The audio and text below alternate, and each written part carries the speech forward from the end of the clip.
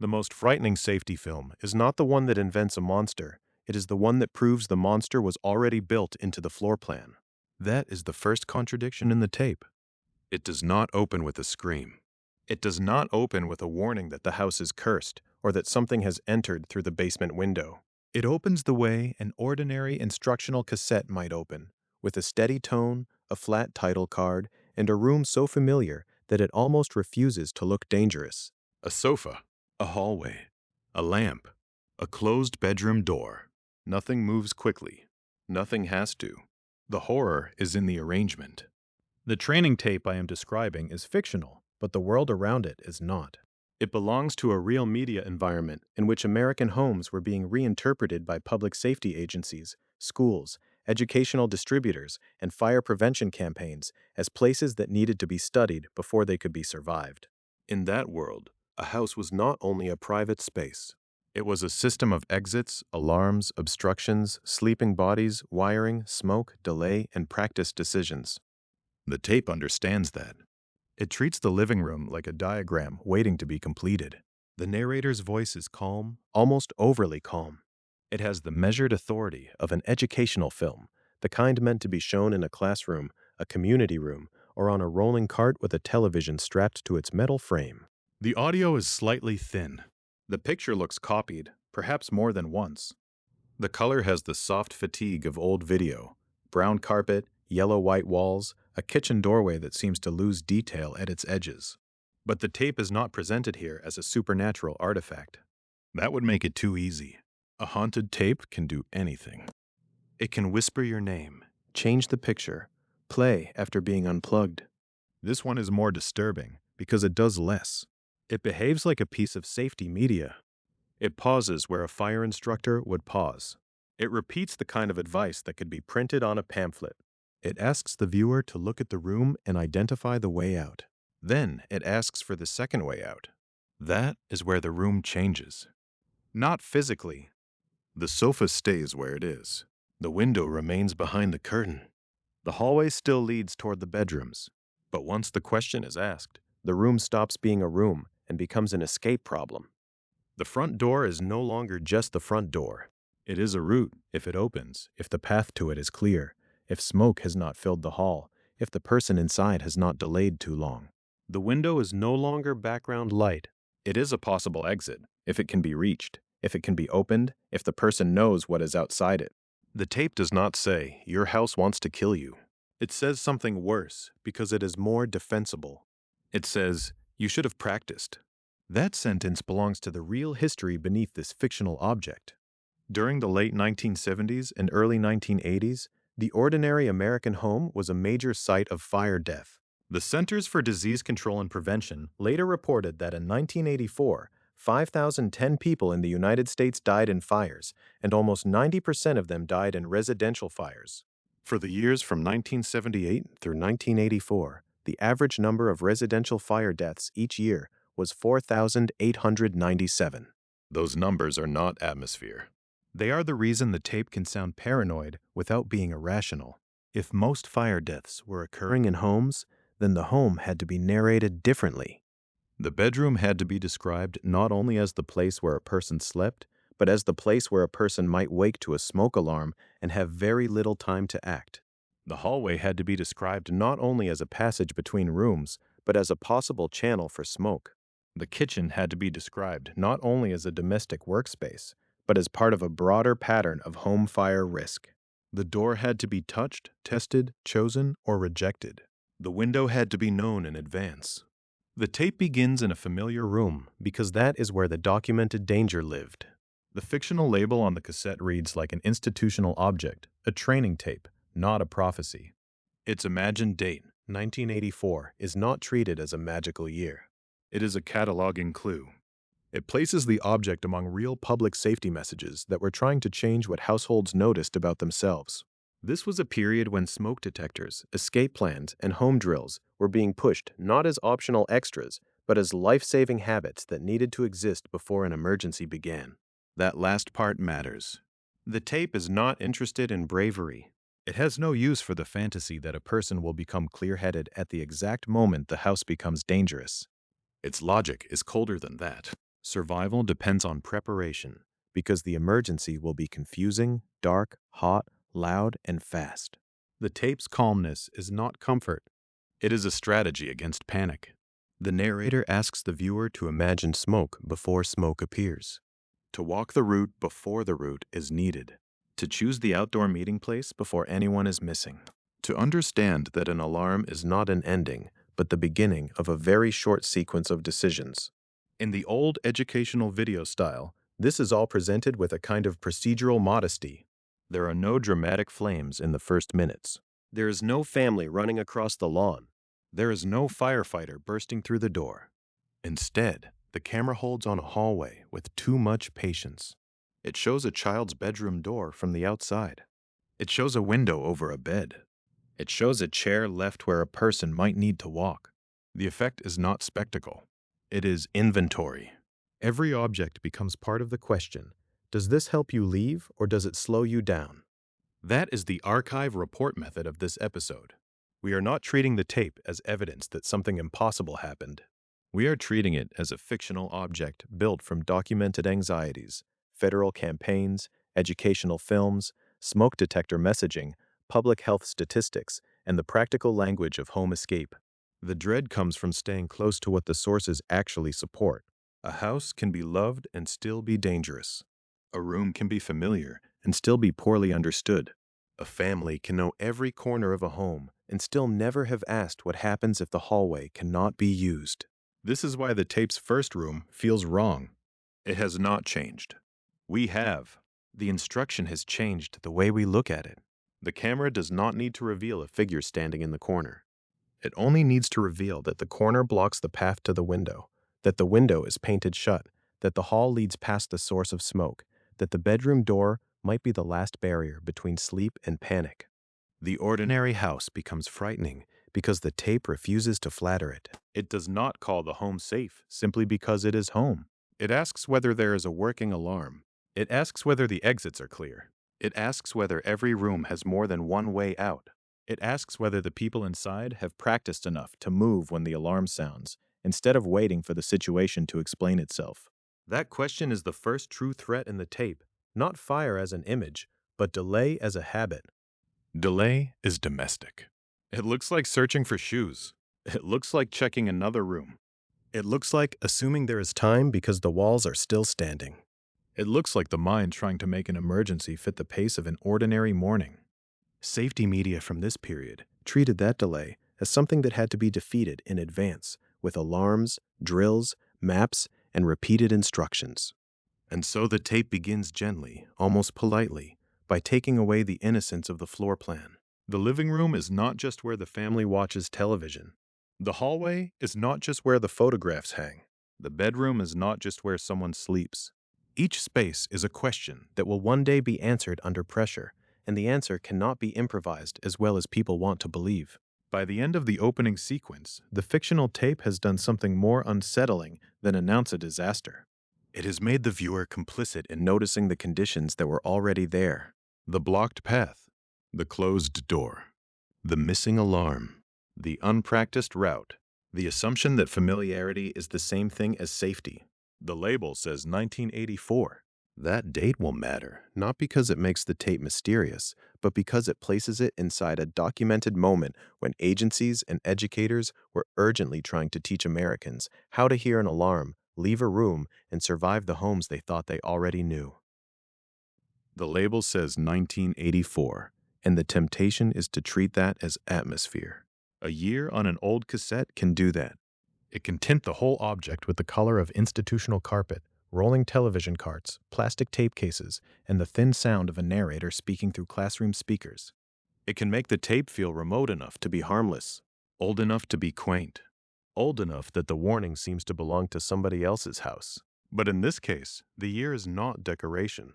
1984 places the imagined tape inside a real public safety moment, one in which federal agencies, educational distributors, and fire prevention campaigns were trying to change the behavior of ordinary households before the emergency began. The date on the label is not just a production note. It is a map coordinate. It tells us what kind of world the tape came from and what that world was afraid people would fail to do. One documented anchor is Donald's Fire Survival Plan, cataloged by WorldCat as a revised English film published by Walt Disney Educational Media in Burbank, California, with a copyright year of 1984. The title alone carries a strange tension. Donald Duck belongs to a recognizable world of comic timing, expressive panic, and classroom familiarity. Walt Disney Educational Media belongs to the distribution system of schools, libraries, and instructional programs. But the subject is not whimsical. WorldCat summarizes the revised film as teaching students up-to-date techniques for preventing or surviving a home fire. That phrase matters, up-to-date techniques. It means the film was not simply repeating an old moral about being careful with matches. It was participating in a changing safety environment. The home was being treated as a place where survival depended on detection, planning, and rehearsal. The educational film was not just asking children to avoid danger. It was asking them to understand the house as a structure that could fail around them. A bedroom door could become a barrier. A hallway could become unusable. A window could become an exit if someone had thought about it before. An alarm could become the first reliable sign that the house had already changed. The fictional tape we are tracing borrows its fear from that same environment. It does not need to invent a secret agency or a forbidden ritual. It only has to sound like the materials that were already circulating through public instruction: films, campaigns, classroom reels, institutional videocassettes, and safety messages designed to make domestic life feel rehearsable. The calmness is part of the disturbance. The tape speaks as if the danger is common enough to require a lesson plan. And it was. The year on the label also points backward to a very specific federal action. The U.S. Consumer Product Safety Commission launched its smoke detector campaign for 1984 on October 6, 1983, at the U.S. Capitol in Washington, D.C. That date arrives just before Fire Prevention Week, which the Commission's release connected with October 9th through October 15th of that year. So when a safety film carries 1984 on its catalog record, it sits alongside a campaign that was already being staged publicly, formally, and nationally before the year had even begun. This is why the date feels charged. The country was not merely producing educational films about home fire survival in isolation. A federal agency was making smoke detection a public priority. The commission described getting a smoke detector into every home as one of its top priorities for 1984. It also estimated that approximately 5,600 deaths occurred annually in residential fires. That estimate changes the texture of the tape. A training film can look small. It can look like a classroom object, something filed under health, safety, or community education. It can look like the kind of thing a teacher plays while the lights are half dimmed and students shift in their chairs. But when placed beside that federal estimate, the film becomes part of a national attempt to interrupt a pattern of death occurring inside ordinary rooms. Not factories, not battlefields, not only public disasters visible from the street, homes. The private house in this media environment was being addressed as an emergency site that had not yet declared itself. The living room was still a living room. The kitchen was still a kitchen. The child's bedroom still had its posters, toys, blankets, and nightstand. But the safety campaign looked at the same spaces and saw possible ignition, delayed warning, smoke movement, blocked routes, sleeping occupants, and minutes lost to confusion. That is the quiet horror of the year 1984 in this context. It was a year in which domestic familiarity was being professionally questioned. A campaign launched at the U.S. Capitol does not sound like a haunted object. It sounds civic, procedural, administrative. It has named officials, scheduled events, and prepared statements. It belongs to the language of prevention. But prevention always implies that something is expected to happen if behavior does not change. The public message has to imagine the fire before the family does. It has to describe the household as vulnerable while the household is still intact. The tape's imagined authority comes from that same premise. It does not say, "Your house is evil." It says, "Your house must be prepared."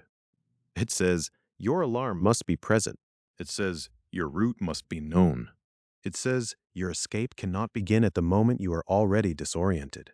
Those statements are factual in tone, but they create a particular kind of dread. They tell the viewer that the ordinary confidence of home life is not enough. Knowing where the front door is does not mean you will reach it. Knowing the hallway in daylight does not mean it will remain navigable in smoke.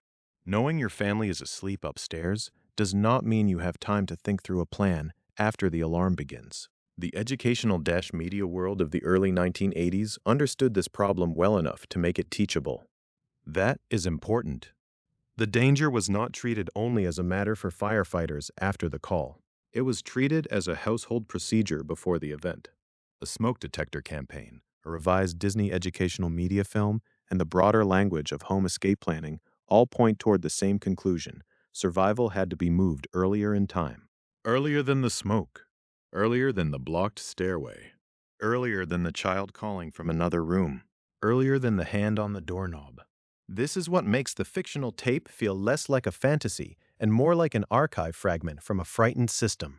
It belongs to a moment when institutions were trying to reach people through the formats people would actually encounter: school films, public campaigns, local fire prevention events, audio-visual collections, and household advice. The media might be friendly. The message was not soft. It asked viewers to imagine failure in advance. That is a difficult thing to teach without sounding alarmist. If the narrator is too dramatic, the audience may dismiss it. If the narrator is too calm, the message can become eerie, because calmness suggests repetition. It suggests the speaker has said this many times before, to many families, in many rooms, because the scenario keeps happening. 1984, then, is not simply the year when a revised educational film could be cataloged. It is a point where classroom media and federal warning converged around the same domestic problem. Walt Disney Educational Media could package fire survival for students in Burbank, California. The Consumer Product Safety Commission could launch a smoke detector campaign at the U.S. Capitol. Different institutions, different audiences, different forms of authority. But the underlying message was aligned. The home needed an alarm. The family needed a plan. The exit needed to be known before it was needed. And the reason was not theoretical. The Commission's own campaign language placed residential fire deaths in the thousands each year. Earlier CPSC material from 1982 had described about 5,500 Americans dying in home fires each year, with about 250,000 more seriously injured. In that same earlier announcement, Chairman Nancy Harvey Steorts said about 60% of American homes had smoke detectors, leaving about 40% without them. By the time the 1984 campaign was being launched, the question was no longer whether smoke detectors mattered. The question was how to get one into every home, and how to make people understand that ownership, placement, maintenance, and response were matters of life and death. That context gives the imagined tape its historical backbone. A label marked 1984 is not merely nostalgic. It points to a documented effort to alter the American household from the inside, one alarm and one rehearsed route at a time. And once we understand that, the tape's calm instructions become harder to dismiss. They are not the fantasies of an overcautious narrator. They are echoes of a campaign that treated the private home as a place where the emergency might already be waiting for the conditions to align. At the center of that campaign was a simple device, the smoke detector. Small, plastic, ordinary, and easy to overlook. But in the public safety language of the period, it became the difference between a sleeping family and a family with enough warning to move. That is where the archive grows more specific. Not just a date, not just a film, not just a classroom voice. A federal campaign at the U.S. Capitol. Fire Prevention Week. Nancy Harvey Steorts. Senator John Hines of Pennsylvania. Assistant Chief Maurice D. Kilby. Bernard Sparks of Washington, D.C., whose family escaped because a smoke detector sounded. The year on the label leads us there, from the imagined shelf to the public record, and from the public record back into the hallway of the house. The year on the label leads us to a public room before it leads us back to a private one. That is the odd movement of the archive. The fictional tape feels as if it belongs in a living room, in a school library, in a cabinet of aging audiovisual material. But the historical structure behind it begins at the U.S. Capitol on October 6, 1983, when the U.S. Consumer Product Safety Commission launched its smoke detector campaign for 1984. The setting matters.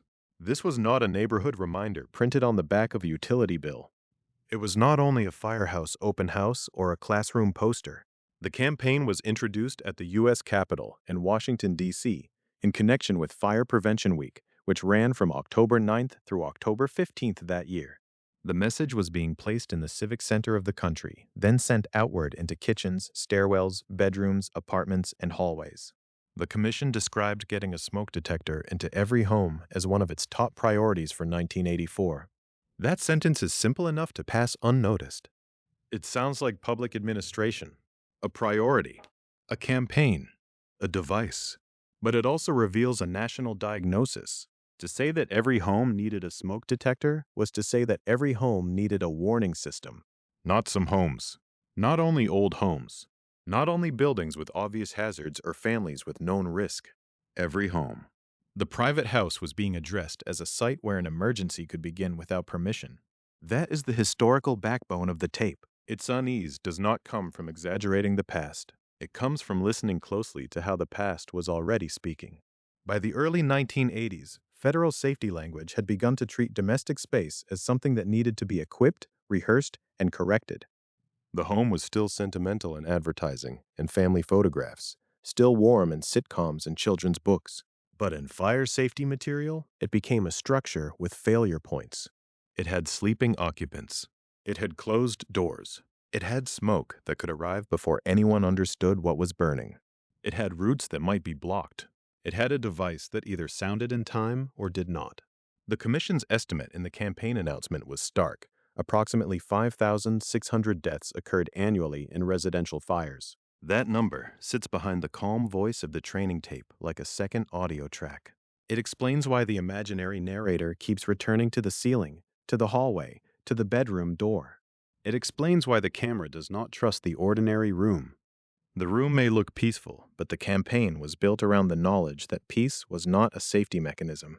Nancy Harvey Steorts, the chair of the Consumer Product Safety Commission, was one of the public figures attached to this push. Her role in the archive is important because it reminds us that the smoke detector was not being framed merely as a consumer gadget. It was being treated as a public safety necessity inside the consumer home.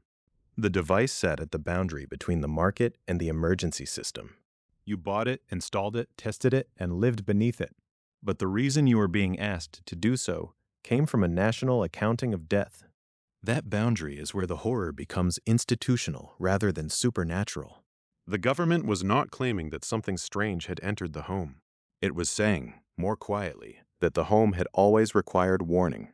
Senator John Hines of Pennsylvania also appeared in the campaign record, identified as chairman of the Senate Select Committee on Aging. That detail changes the emotional scale of the message. Fire safety is often taught to children, and the fictional tape may carry the tone of school media, careful speech, simple diagrams, ordinary rooms. But the presence of the Senate Select Committee on Aging points to another group of people inside the house, older residents, people who might move more slowly, wake less quickly, or need more time once an alarm sounds. The campaign's slogan-like ambition, a smoke detector in every home, depended on an uncomfortable fact. The alarm did not save a person by removing danger. It saved a person by starting the clock earlier. That difference is crucial. A smoke detector is not a wall against fire. It is not a firefighter. It is not an extinguisher. It is a sound produced at the edge of a worsening environment. It gives warning, and warning only has value if the person who hears it knows what to do next. In that sense, the alarm and the training tape belong together. The detector makes the emergency audible. The film teaches the body how to respond before the mind wastes time trying to make the situation feel real. Assistant Chief Maurice D. Kilby, a Washington, D.C. fire official, appears in the campaign record as well. His presence grounds the event in the practical world of fire response, not just policy, not just consumer advocacy, but the people who saw what residential fire did after the alarm failed, or after there was no alarm to fail. Fire officials knew that by the time a house fire became obvious to a sleeping family, the most valuable minutes could already be gone. The tape understands this, even when it sounds bland. Especially when it sounds bland. It asks the viewer to accept a humiliating premise. You may not behave intelligently in your own house unless you have practiced. You may not wake in time. You may not choose the correct door. You may move toward the familiar hallway because familiarity feels like knowledge, even when smoke has made that knowledge obsolete. The campaign's push for smoke detectors was therefore not only about installing hardware, it was about forcing the home to confess that it could become unreadable. Then there is Bernard Sparks of Washington, D.C. The campaign used him as a survivor example, a man whose family escaped a house fire because of a smoke detector. In the official context, his story served the purpose that survivor stories often serve in public safety campaigns. It made the abstract claim concrete. It showed that the device was not theoretical, not merely recommended, not simply a good idea. It had sounded in an actual home, for an actual family, and that warning had mattered. But within the mood of this episode, the example carries another weight. A survivor story always contains the outline of the alternate version. The one without the alarm. The one in which the family sleeps longer. The one in which smoke reaches the rooms before anyone understands the route out. The one in which the same house, with the same walls and furniture, becomes a sealed environment. That is why these campaign details feel so close to horror. Not because they are lurid. They are not. They are procedural, civic, almost restrained. The U.S. Capitol. Fire Prevention Week. A federal commission. A senator. A fire official. A named survivor. A small plastic alarm. But together they imply that the domestic interior had to be brought under a new kind of surveillance. Not surveillance by a person watching you, but by a device listening for the first evidence that the house had changed state. Normal air into smoke. A hallway into a trap. A bedroom into a place that must be exited by memory. The fictional tape borrows its authority from this world. It speaks with the tone of a campaign, because campaigns like this existed. It treats the living room as part of an emergency plan because public agencies were doing the same. It lingers on the ceiling because the ceiling was where the warning device was supposed to wait. It turns the home into a checklist because the home had become, in federal language, the place where thousands of people were dying each year. There is something quietly invasive about that realization. The campaign did not need to enter the house physically to change it. Once the message was accepted, the resident had to look upward and ask whether an alarm was there. Had to think about whether it worked. Had to imagine smoke arriving at night. Had to consider children, older relatives, closed doors, sleeping bodies, and the distance between the bed and the exit. The house remained private, but privacy no longer meant safety from analysis. This is the part of the archive that makes the training tape feel less like a relic and more like an inspection. It teaches by making you suspicious of what you already trust. The same corridor you walk through half awake becomes a route that must be judged. The same bedroom that signals rest becomes a compartment that might fill with smoke. The same ceiling that disappears into the background becomes the place where the difference between warning and silence is mounted. The Consumer Product Safety Commission's ambition to put a smoke detector in every home can be heard, then, as a national attempt to install a first witness inside the ordinary American house. Before the neighbor sees flames, before the fire department is called, before the family smells smoke strongly enough to wake, the alarm is supposed to know first. And if it knows first, it must speak loudly enough to break the dream of safety. That is the central implication the tape inherits from the 1984 campaign. The danger is not rare enough to ignore. The warning is not optional enough to treat as decoration. The home is not simple enough to navigate without preparation once the air changes. The campaign's public language may be measured, but its conclusion is severe. Every home needs an alarm because every home contains the possibility of becoming an emergency scene. The archive does not ask us to imagine a haunted house. It asks us to imagine a statistically ordinary one, a house where nothing has happened yet. A house with a bedroom door, a kitchen, a hallway, a ceiling, and a sleeping family. A house that looks complete until the question is asked, if smoke began here tonight, who would know first? That question moves us from the campaign podium back into the numbers behind it. The alarm tone may sound dramatic in the fictional tape, almost too insistent, almost paranoid. But the public record gives that sound its context. In 1984, fire death was not an abstract fear placed over domestic life. It was being counted, year after year, and most of the counting led back indoors. That counting is where the tape becomes harder to dismiss. A warning tone in an old training film can sound theatrical. It can feel like a manufactured effect, a sound placed there to make students sit up straight in a classroom, or to make a family look away from the dishes and toward the television. It can seem exaggerated because it interrupts an ordinary room. It cuts through the small domestic noises that tell a person they are safe. A refrigerator motor, a furnace, a television in another room, footsteps overhead.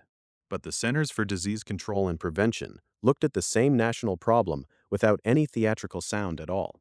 In a morbidity and mortality weekly report analysis, the agency reported that in 1984, 5,010 people in the United States died in fires. Almost 90% of those deaths occurred in residential fires. That is the part that changes the tone of the archive. The fictional tape does not need to invent a reason to be afraid of the house. The public health record had already located the danger there.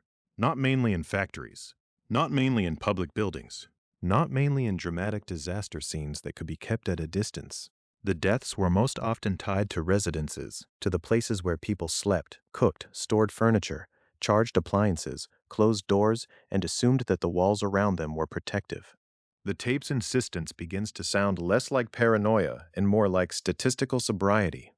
From 1978 through 1984, the Centers for Disease Control and Prevention reported an average of 4,897 residential fire deaths each year in the United States. Average is a cold word. It smooths individual nights into a line of data.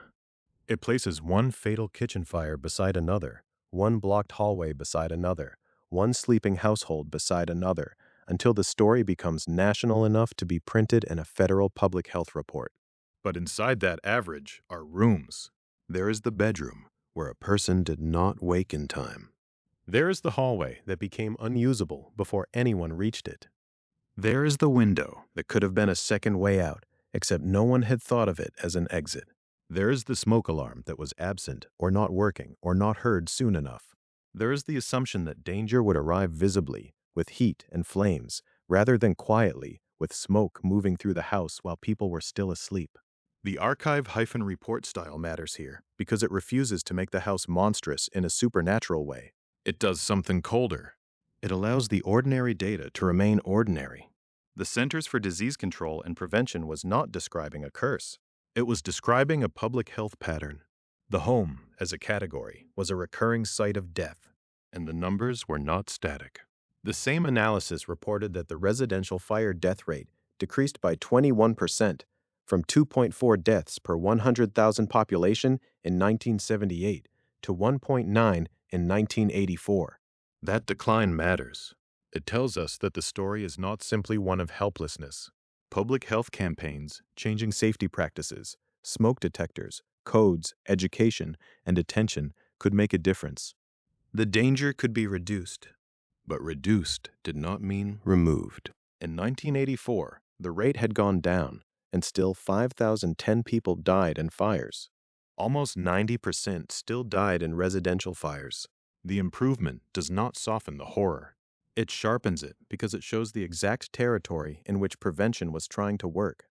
Every alarm installed, every family escape plan discussed, every classroom film shown on a television cart was part of an effort to push the numbers downward. The old tape, if we imagine it in that environment, is not merely warning a household. It is speaking from inside a national attempt to interrupt a pattern before it repeats. That is why the alarm tone feels so severe. It is not only saying, "Wake up." It is saying, this is where the deaths have been counted. A public health report does not know the layout of your house. It cannot see the door at the end of your hallway. It cannot know whether a child's bedroom window opens easily, whether the stairs are narrow, whether furniture blocks a route, whether the smoke alarm on the ceiling still has power. It cannot know which family member sleeps most deeply, who would try to rescue a pet, who would go back for keys, who would freeze because the room does not yet look dangerous. But the numbers point toward all of those private details. They make the general problem intimate. Once the category is residential fires, the national figure becomes a question about architecture and behavior. What is between the bed and the nearest exit? What is above the stove? What is inside the wall? What sound would be heard first? What route would a person take without thinking? The fictional training tape seems to understand this. Its imagined camera does not have to show disaster. It can linger on harmless surfaces, a closed bedroom door, a stairwell, a kitchen counter, a living room carpet, a window latch. Under normal circumstances, those are just parts of a house. Under the logic of fire survival, they become variables. A door can delay smoke or conceal danger. A hallway can be a route or a trap. A window can be a second exit or only a pane of glass. A kitchen can be a familiar workplace or the first room in a fatal sequence. The Centers for Disease Control and Prevention also noted regional differences in the residential fire death data from 1978 to 1984. The South had the largest average annual number of residential fire deaths and the highest average death rate.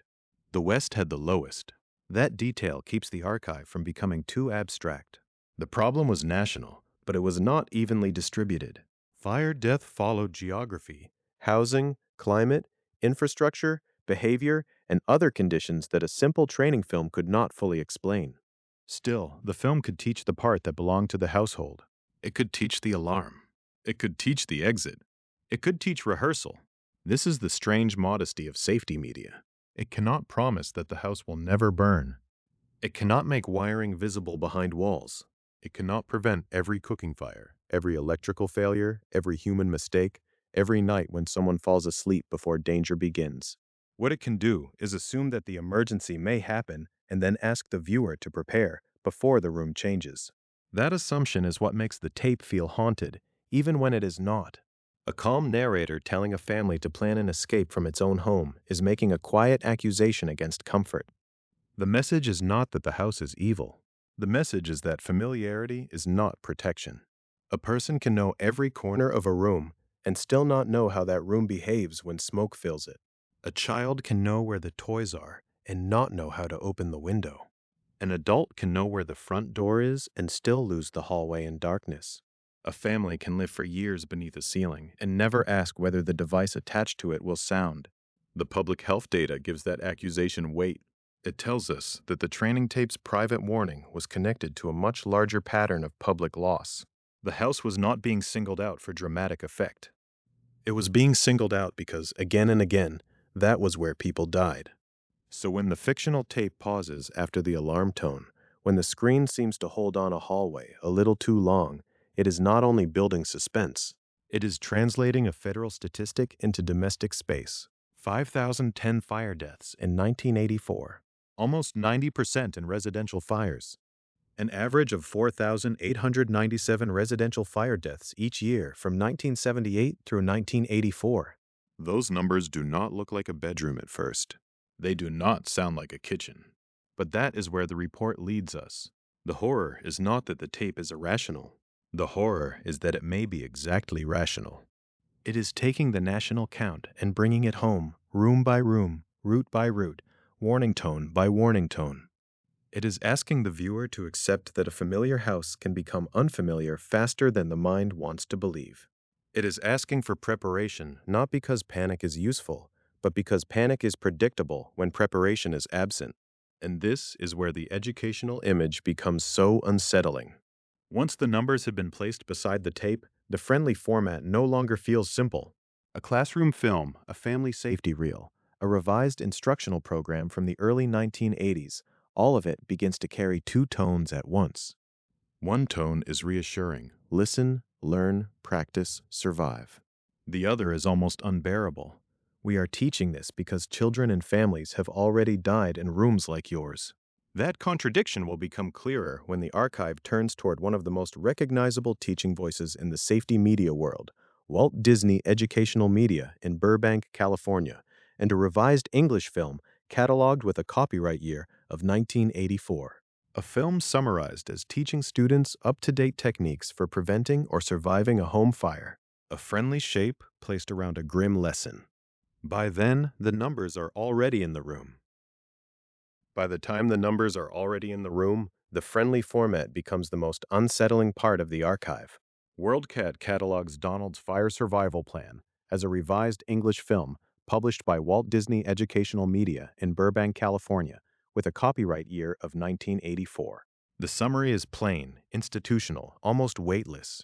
It says the film teaches students up-to-date techniques for preventing or surviving a home fire.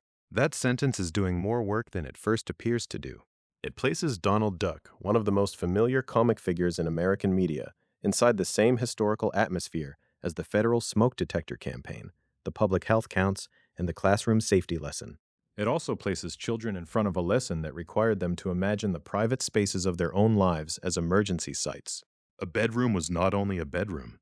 A hallway was not only a passage between rooms. A kitchen was not only the place where dinner appeared and dishes collected beside the sink. In this teaching environment, each of those spaces had to be treated as a possible scene of heat, smoke, confusion, delay, and escape. That is the contradiction at the center of the film's usefulness. The medium had to remain approachable. It had to be shown in schools, rented or distributed through educational channels, understood by students, tolerated by teachers, and accepted by parents.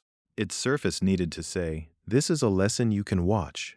Its content needed to say, "The place where you sleep may become unsurvivable if you do not know what to do before the smoke arrives." The fictional tape in our archive borrows its deepest unease from that contradiction. It does not need to invent a cursed voice. The real educational world already had a voice like this, calm, instructive, even cheerful, while describing conditions under which a family might die. The horror is not that the film sounds sinister. The horror is that it does not. It speaks in the language of prevention, technique, planning, and survival. It makes the intolerable teachable. Donald's fire survival plan matters because it shows how home fire safety could be softened without being made less serious. The cataloging details are modest. Revised English film. Walt Disney Educational Media. Burbank, California. Copyright 1984. But those details place the film in a real network of classroom media, institutional distribution, and updated safety instruction. It was not a vague public service memory. It was a documented educational object, revised and cataloged, bearing the name of one of the most recognizable entertainment companies in the world, while addressing one of the most common fatal hazards inside the American home. There is something quietly severe about that combination. Disney Educational Media could use familiarity as a door. Donald Duck could hold attention long enough for a child to receive instructions that no child should have to need, yet many did. The friendly character was not an escape from the subject. He was a delivery system for it. This is where the imagined tape becomes more believable, not less. We often expect horror to announce itself through distortion, damaged sound, warped color, a face held too long on screen, a voice that repeats the wrong phrase. But educational horror is different. It is procedural. It tells you to stop, think, test the door, stay low, leave, gather outside, do not go back in. Its terror comes from the fact that each instruction implies a failure mode. If there is a proper way to move through the house during a fire, then there is also an improper way. If survival must be taught in advance, then instinct is not enough. If hesitation can kill, then comfort has been misleading you. The phrase "up-to-date techniques" is especially important. It tells us the lesson was not only moral, not only a reminder to be careful, it was technical. It belonged to a moment when smoke detectors, escape planning, and home fire survival procedures were being emphasized as practical measures. A home fire was not treated as an unknowable disaster. It was treated as an event with stages, signals, decisions, and routes. That framing is reassuring in one sense. It means people can prepare. It means a household can increase its chance of survival. But in another sense, the framing is chilling. It asks a child to imagine sequence and consequence. The alarm sounds. Smoke is present. The usual path may not be safe. The door may conceal heat. The hallway may be compromised. The window may matter. The outside meeting place may be the only way to know who escaped. The film's friendly surface makes these possibilities watchable, but it does not make them gentle. The house, under this lesson, stops being a single familiar object. It becomes a set of conditions. Doors may open or block. Windows may provide a second way out or remain sealed by habit, furniture, height, paint, or fear. Hallways may connect the family or trap it. Bedrooms may protect sleep while also delaying awareness. Kitchens may hold ordinary domestic risk without looking threatening in daylight. The viewer is not being asked to fear an imaginary invader. The viewer is being asked to inspect the rooms already known by heart. That is why classroom safety films can linger in memory with a strange aftertaste. The child watches in a public room, under fluorescent lights, surrounded by desks and other students. The lesson appears on a screen as a controlled presentation. It begins and ends at a scheduled time. Then the child goes home. The house is the same house. The hallway carpet is the same. The bedroom door is the same. The kitchen is the same. But some part of the lesson has moved in ahead of them. A friendly film can do that more efficiently than a frightening one. If the voice is too dark, the viewer can reject it as exaggeration. If the images are too severe, the mind can treat them as special cases. But if Donald Duck stands inside the instructional frame, if the lesson is carried by a trusted and familiar form, the warning becomes ordinary enough to follow the viewer into ordinary life. The tape says, in effect, that this is not a nightmare scenario. This is household knowledge. In the fictional archive, that is why the tape's voice feels so wrong while saying sensible things. It may speak as if it is helping. It may sound like a teacher's aid, a school library cassette, a program ordered for safety week, or screened to a class before dismissal. It may even have that faintly patient tone common to instructional media, the tone that assumes panic can be reduced by repetition. But underneath that patience is a brutal premise. Before an emergency begins, the house must be rehearsed as a place you may need to escape. WorldCat's summary uses the word students, and that word sharpens the contradiction. Students are not firefighters. They are not inspectors. They are not emergency planners. They are children being trained to interpret domestic danger quickly enough to survive it. The film's work is to translate adult public safety knowledge into a form that can be absorbed before fear takes over. That is a noble purpose. It is also a terrible one, because the need for it comes from the record already discussed. Thousands of fire deaths, most of them residential, counted across years when the home remained the central site of risk. So the friendly voice of panic is not a mistake. It is the necessary voice of the form. It must not panic, because it is teaching panic management. It must not sound hopeless, because the whole point is prevention and survival. It must not dwell too long on death, because the audience must be able to act. Yet everything it says is organized around the possibility of death. Every cheerful cue is built around a grim conditional. If smoke, if flame, if the door is hot, if the hall is blocked, if someone is still inside, if you waited too long. This is the hidden pressure inside Donald's fire survival plan as an anchor for our tape. The historical object does not need to be supernatural to be disturbing. Its existence proves that a trusted educational institution could take a beloved animated figure and place him at the edge of a domestic emergency, because that was a reasonable thing to do in 1984. The country was not merely entertaining children with safety themes. It was updating them on techniques for surviving their own homes. The imagined tape takes that logic and lets it run a little longer than comfort allows. It pauses on the bedroom because the bedroom is where sleep delays response. It returns to the hallway because the hallway may be the route or the trap. It shows the kitchen because domestic normality can become ignition, smoke, and confusion. It repeats the lesson because repetition is how drills enter the body before thought has time to fail. And once the film has made the house visible in that way, the next step is almost unavoidable. The viewer cannot simply be told that the home is dangerous in the abstract. The rooms must be drawn. The doors must be counted. The windows must be named. The exits must be imagined before they are needed.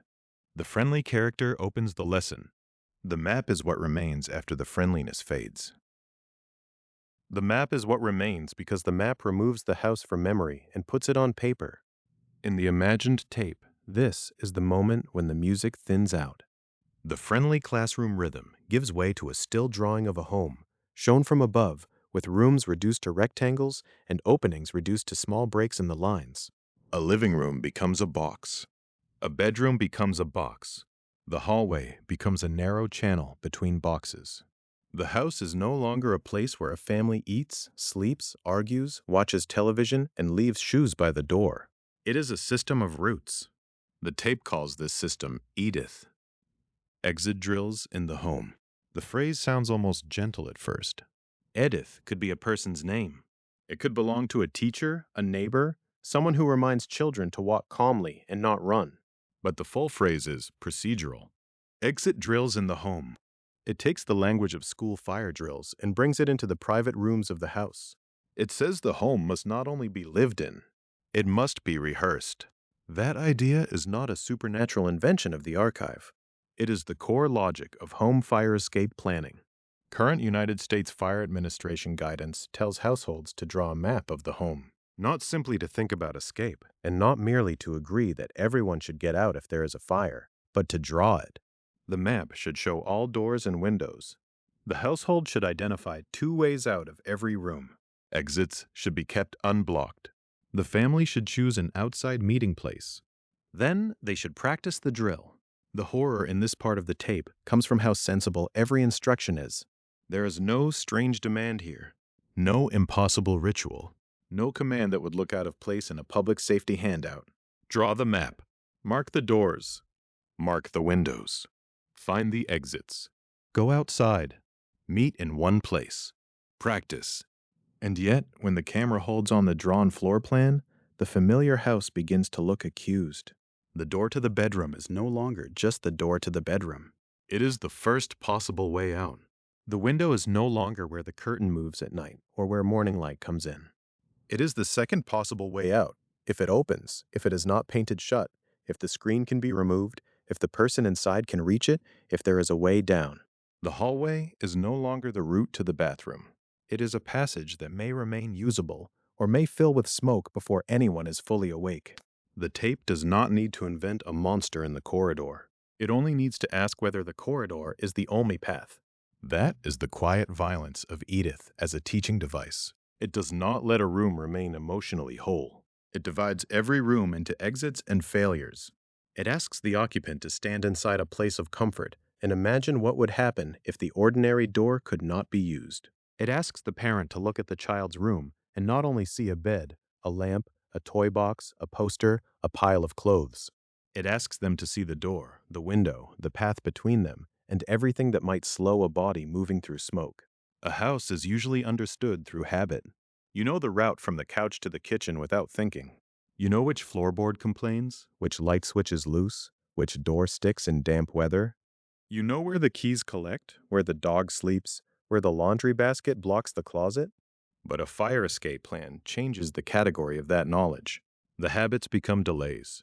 The familiar obstacles become hazards. The comfortable disorder of domestic life becomes a set of questions. Can the bedroom door be reached in the dark? Can the window open? Is there furniture in the way? Can a child unlock it?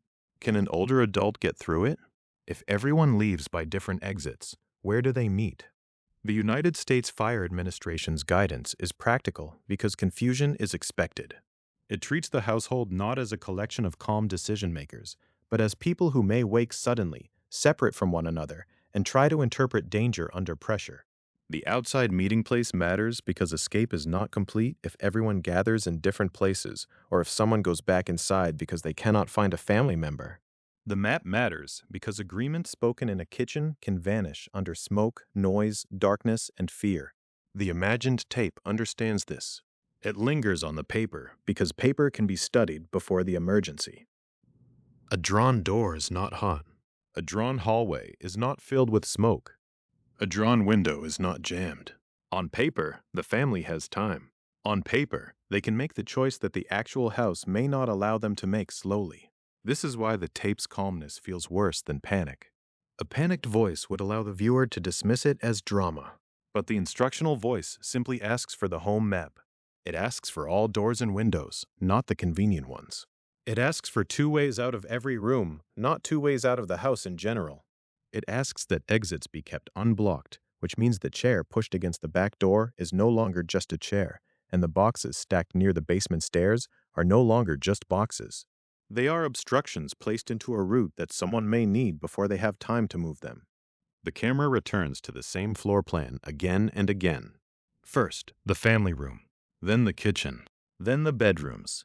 The tape may place arrows through the rooms, one arrow for the primary path, another for the secondary path. The arrows are clean. They look simple, but the more they appear, the less the house resembles shelter. It becomes a maze that has been made legible only because it might become lethal. There is a particular unease in seeing windows counted with the same seriousness as doors. A door belongs to normal movement. A window belongs to light, air, weather, looking out. But EDITH changes the window's role. It is no longer decorative or atmospheric. It is an exit that may have to carry the full weight of survival. The tape does not need to say this in a frightening way. It only needs to show a bedroom with one door and one window, and then ask whether both can be used. For a child, this instruction can feel like a game. Draw your house, mark the exits, choose the meeting place. For an adult, the same instruction carries a different pressure. The adult knows which windows are hard to open. The adult knows which door is blocked in winter, which deadbolt requires a key, which room is farthest from the stairs, which sleeping area is separated by a hallway that could become impassable. The adult knows that a plan drawn honestly may reveal the house to be less forgiving than it feels. That is the archive-report horror of this chapter. It is not that the training tape is wrong. It is that it is correct in a way that changes the emotional temperature of the room. The United States Fire Administration guidance also tells households to practice the drill. That final instruction is easy to underestimate. A map on a refrigerator is not the same as movement. A conversation is not the same as waking, turning, crawling, opening, leaving, and meeting outside. Practice converts the drawing into muscle memory. It exposes the places where the plan is imaginary. A route may seem clear until someone tries it in the dark. A window may seem available until a child cannot lift it. A meeting place may seem obvious until the family realizes no one chose one. The tape's imagined family steps through the motions. They point to the map. They follow the arrows. They leave the rooms. They gather outside, in front of the home, at the designated place. In a normal safety film, this would be reassuring. In this archive, it is reassuring and not reassuring at the same time. The drill proves that escape can be practiced. It also proves that the home has to be practiced against. That is the contradiction Edith leaves behind. The home is still the home. The couch is still the couch. The bedroom still contains the bed. The kitchen still has its table, its cabinets, its ordinary morning sounds. Nothing has changed, except that every room now carries a second identity. Each room is also a possible enclosure. Each hallway is also a route that might fail. Each window is also a question waiting for an answer. By the end of this section, the tape has made one principle impossible to avoid. It has been implied by the map, repeated by the arrows, built into the calm instructions, and hidden inside the acronym itself. A house cannot be treated as safe simply because it is familiar. Every room has to be examined as if the first way out may disappear. And once that thought enters the floor plan, it does not stay on paper. It follows the viewer back into the bedroom, toward the hallway, and finally to the window, where the next question waits with almost unbearable plainness. What is the second way out? The question waits at the window because the window is where the map becomes physical again. On paper, the second way out is simple. It is a second arrow. It is a short line leaving the bedroom through a square marked as glass. It is a calm instruction from the United States Fire Administration. Identify 2 ways out of every room. Include all doors and windows on the home map. Keep the exits clear. Practice the escape plan before the emergency begins. But in the imagined training tape, the camera does not treat that second arrow as simple. It lingers. A bedroom window fills the frame. Not dramatically, not with music that tells the viewer to be afraid. The shot is almost dull, the kind of practical close-up that belongs in an educational film. A hand reaches for the latch. The narrator says that every room should have 2 ways out. The hand tries the lock. The window does not move. The narrator says it again with the same calm delivery. Every room should have 2 ways out. This is where the phrase begins to change. At first, it sounds like advice. Then it sounds like a test. Then it sounds like an accusation. 2 ways out of every room. The power of that line is that it does not require an invented haunting. It is already unsettling as fire safety guidance. It asks the viewer to stand inside each room and imagine the first exit failing. It asks a parent to look at a child's bedroom door and imagine smoke in the hallway. It asks someone lying in an upstairs room to look at the window, not as a source of air or light, but as a possible route down. It asks whether the thing that appears to be an exit can actually be used. A door is not automatically a way out. A window is not automatically a way out. A hallway is not automatically a safe passage. These are not supernatural reversals. They are ordinary domestic facts made visible by emergency planning. The United States Fire Administration's Home Fire Escape Guidance is direct about this. The household is told to draw a map, show all doors and windows, and identify 2 ways out of every room. The instruction does not stop at naming those exits. It also tells families to make sure doors and windows open easily, that escape routes are clear, and that everyone knows where to meet outside. The meeting place belongs in front of the home, a fixed location beyond the building, because escape is not finished at the doorway. People must be accounted for. No one should be tempted to go back inside because they are unsure who made it out. The tape's horror lives inside that practicality. It returns to the front door and holds there. The door is closed. The chain is visible. The deadbolt is visible. A pair of shoes sits near the threshold. Maybe a box has been set down beside the wall. Nothing seems dangerous. This is an entrance, not a trap. It is the place where groceries come in, where visitors knock, where school bags are dropped at the end of the day. But the tape's logic is not interested in what the door means during normal life. It is interested in what the door does under pressure. Can it open quickly? Can a child open it? Can someone half awake find the lock? Is the key needed? Is the path to it clear? Has furniture crept into the route over time? Has the family turned the exit into storage because, on ordinary days, the exit is not thought of as an exit at all? That is the quiet cruelty of the principle. It shows how a home gradually forgets its own escape routes. A chair moves into a corner and stays there. A laundry basket waits in the hallway. A table is shifted closer to a door. A window is painted shut, or swollen in its frame, or blocked by a heavy piece of furniture that no one thinks of moving because no one imagines needing that window at night.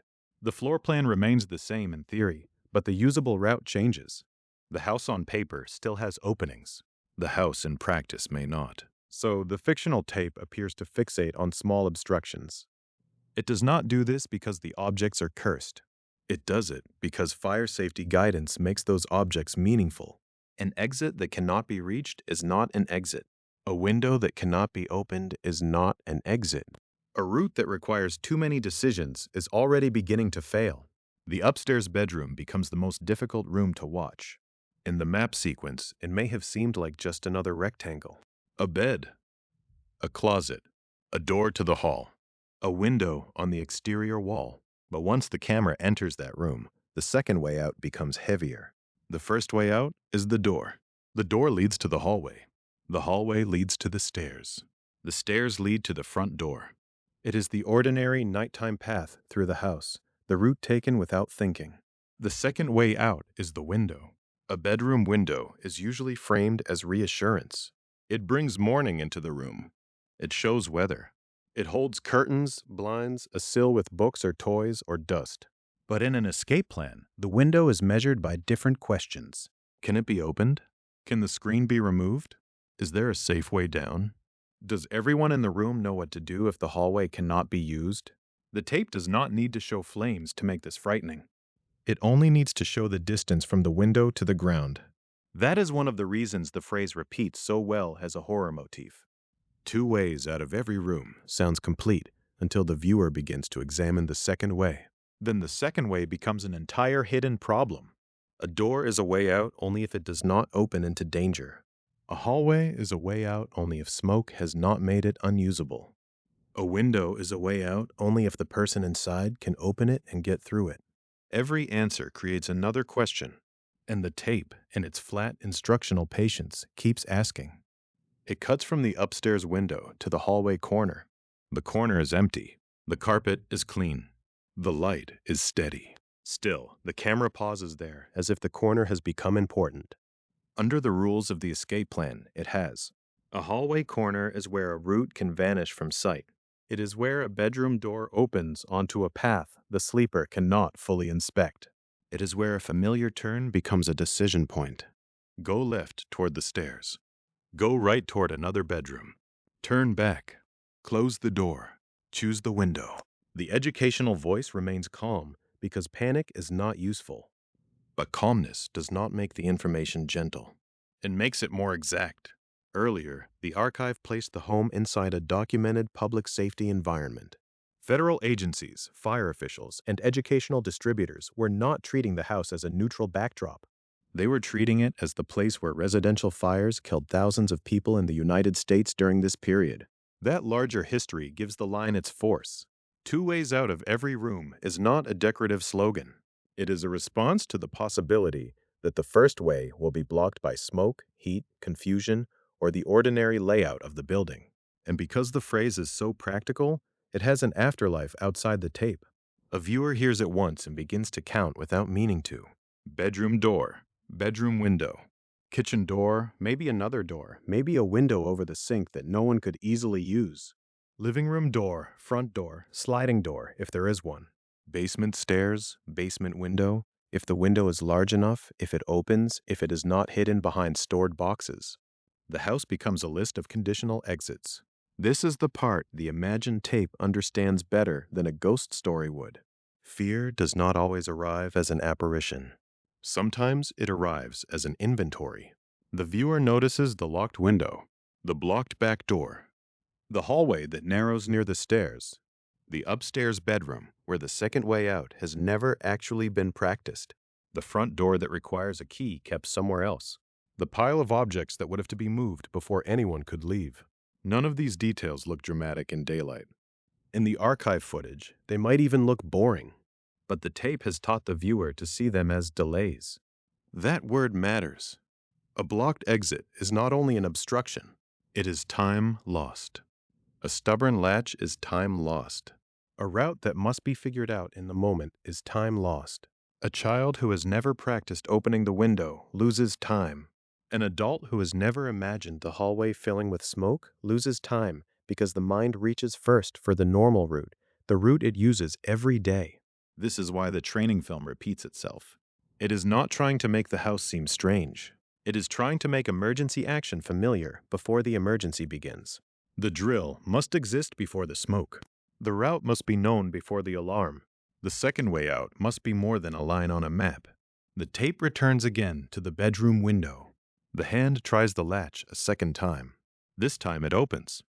The sound is small, a scrape of metal, a lift of the frame. Outside is not safety yet. It is only the next stage of escape. But the opening changes the room. It proves that the second route is real. For a moment, the image is almost comforting. Then the camera cuts to another window in another room, and the lesson begins again. That is the structure of the dread. There is no final room where the principle stops applying. Every room must be checked. Every exit must remain usable. Every route must be understood by the people who may need it while frightened, tired, or half awake. The house cannot be trusted simply because it has doors. It cannot be trusted because it has windows.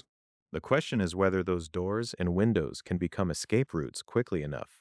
By now, the tape has done something permanent to the viewer's sense of architecture. The front door is not just the front door. The hallway is not just a hallway. The upstairs bedroom is not just where sleep happens. Each space has been divided into first exit and second exit, clear path and blocked path, practiced route and dangerous assumption. And beneath the calm repetition, another pressure starts to build. If two ways out are necessary, then the tape is already admitting that one way may fail. If the exits must be clear before the emergency, then there may not be time to clear them during it. If the window must open easily, then there may not be time to fight with it. The instructions are still practical. They are still sober. But they are beginning to reveal the timeline hidden underneath every frame. The question is no longer only whether a second way out exists. It is whether the people inside will have enough time to use it. That is the point where the tape stops feeling like a lesson about architecture and starts feeling like a lesson about time. The door may exist. The window may open. The route may be marked correctly on the paper map. But none of that answers the smaller and more frightening question beneath the drawing. How long does a person have to make the right choice? Current guidance from the United States Fire Administration gives that question a severe answer. Residents may have less than 2 minutes to escape a home fire after the smoke alarm sounds. The important word is may. The warning is not a theatrical countdown. It is not saying that every house becomes unsurvivable at the same instant, or that every fire behaves in exactly the same way. It is a public safety warning meant to correct a dangerous instinct. Many people imagine a home fire as something that announces itself slowly, with visible flames, a smell that grows stronger, and enough time to collect thoughts and possessions. The United States Fire Administration warning pushes against that imagination. It tells the resident not to wait for the house to feel dangerous. That is what changes the fictional training tape when we watch it again. Earlier, its urgency could be mistaken for the style of old educational media, the repeated alarm tone, the flat narration, the staged family practicing a route from bedroom to front door, the careful attention to windows and hallways. It could feel exaggerated because the tape is so insistent. It does not trust the viewer to improvise. It says the same thing more than once. It returns to the same door. It shows the same child in the same bed. It points again to the same outside meeting place. But if the available time after the alarm may be less than 2 minutes, then the repetition is not melodrama. It is a way of removing decisions from the emergency. The tape is trying to make the body move before the mind begins bargaining. In the imagined frame, the bedroom is dark except for the dull blue cast of the old video image. A smoke alarm sounds somewhere beyond the camera. The narrator does not shout. That is part of why the scene is unsettling. The voice remains patient, almost administrative, while the sound in the background changes the meaning of every object. The blanket is no longer comfort. It is something that has to be thrown back. The bedroom door is no longer simply the way out. It is a surface that may need to be checked before opening. The hallway is no longer the ordinary path to the bathroom or kitchen. It is a route that may already be filling with smoke. Less than 2 minutes is not enough time for a family to become organized if they have never practiced being organized. It is not enough time to discover that the second-floor window has been painted shut. It is not enough time to move boxes away from the back door. It is not enough time to search through a drawer for a key to a security lock while smoke changes the air in the room. It is not enough time to argue about whether the alarm is real. It is not enough time to stand in the hallway and wait for proof. This is where delay becomes sinister in the tape. Not supernatural delay, domestic delay. The delay of shoes. The delay of a purse. The delay of a pet hiding under a bed. The delay of a child who does not wake easily. The delay of a parent crossing the house because the planned meeting place was never chosen. The delay of someone opening the wrong door because the right one is blocked, or because the right one was never named as an exit in advance. The delay of assuming there is more time because there was more time in the fire scenes people saw on television. A training film from the early 1980s would not have needed to invent the idea that the home was the main emergency scene. Public agencies were already treating it that way. Federal smoke detector campaigns, educational films, and home escape guidance all pointed toward the same conclusion: survival had to be prepared before the smoke arrived. What the modern United States Fire Administration warning adds is the compression of that lesson. It gives the old tape a clock. And once the clock is heard, the house becomes different. A kitchen chair left in a walkway becomes a possible obstruction. A deadbolt that requires a key from the inside becomes a question that should have been answered in daylight. A hallway that looks short in the afternoon becomes too long at night if it has to be crossed through smoke. A bedroom on the second floor becomes a place where a window is not only a view, but a mechanism. Does it unlock? Does it slide? Does it stick? Does the resident know what to do if the primary route is gone? The United States Fire Administration's escape guidance already tells households to draw a home map, include all doors and windows, identify 2 ways out of every room, keep exits unblocked, choose an outside meeting place, and practice the drill. The less than 2 minutes warning explains why those instructions are so concrete. They are not just good habits. They are a way of saving seconds. Seconds are what the fictional tape keeps counting without showing a clock. The narrator says to stay low. The actor playing the parent does not pause to collect photographs. The children do not go to the front yard and then wander back toward the porch. Everyone goes to the meeting place. The camera lingers on the closed door behind them, not because the door is haunted, but because a closed door can be part of controlling the movement of smoke and fire, and because the route behind them is no longer a place to revisit. The tape understands that people lose time when they try to make the emergency resemble normal life. Normal life says, find your keys. Normal life says, turn on the light. Normal life says, check the hallway. Normal life says, wake everyone gently. Normal life says, maybe it is only a false alarm.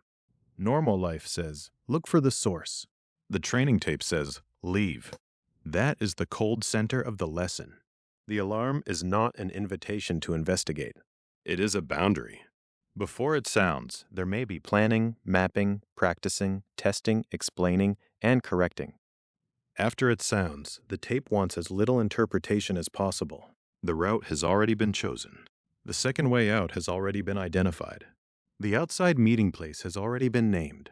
The family does not need to invent a plan inside the emergency because the emergency is exactly when invention becomes dangerous. This is why the old video format matters so much to the feeling of the scene. The tape cannot change. It cannot respond to the particular house watching it. It can only repeat the same instruction in the same calm voice every time it is played. That rigidity feels eerie, but it also mirrors the purpose of a drill. A drill is a fixed sequence created for a moment when flexible thinking may fail. The tape is not trying to be comforting. It is trying to be remembered. The horror comes from realizing how little of the danger needs to be visible for the clock to begin. A resident does not have to see flames before the alarm matters. A child does not have to smell smoke before the parent must move. The hallway does not have to look impassable before the second way out becomes relevant. Waiting for the house to prove that it is dangerous is itself one of the delays the instruction is trying to remove. And this is where the tape's urgency becomes almost intimate. It is not warning a crowd in a public building. It is speaking to people in pajamas, in bedrooms, in the private geography of sleep.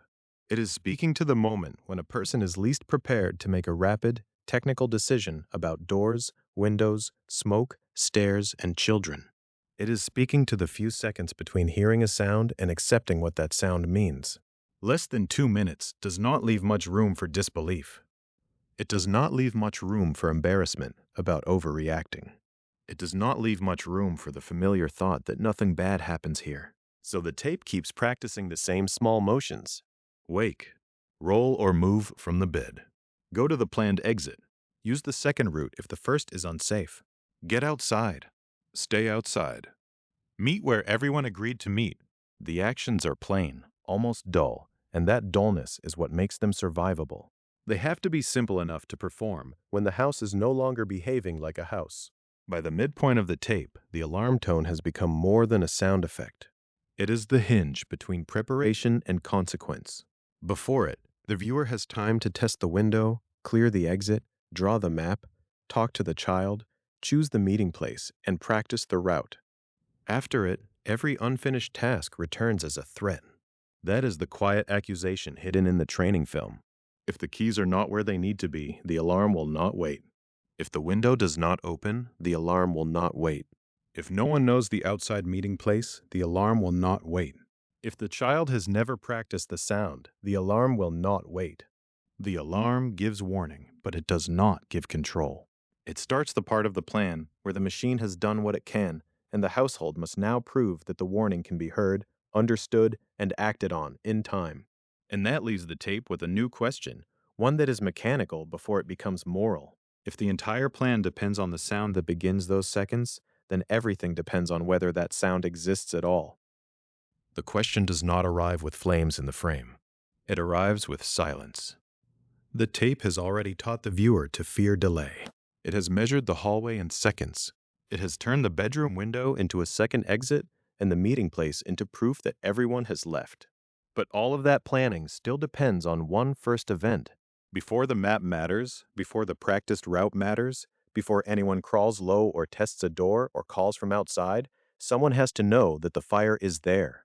That is why the recurring alarm tone in the training tape is not just an effect. It is not only the sound that makes the old picture feel institutional, or the signal that tells a classroom to pay attention. It is the hinge of the entire survival plan. The tone is the difference between waking up and remaining in bed, between leaving through the known route and discovering the route only after smoke has taken it, between a house that warns its occupants and a house that keeps its emergency private. The National Fire Protection Association states the matter with a bluntness that belongs in the same archive as the training film. 3 out of 5 home fire deaths occur in homes with no smoke alarms or no working smoke alarms. The phrase is important because it refuses to let the device be treated as decoration. It is not enough that an alarm was purchased. It is not enough that a round plastic object is fixed to the ceiling. The category includes homes where there were no smoke alarms and homes where the smoke alarms did not work. Absence and failure become part of the same fatal pattern. That is where the tape's calmness becomes difficult to listen to.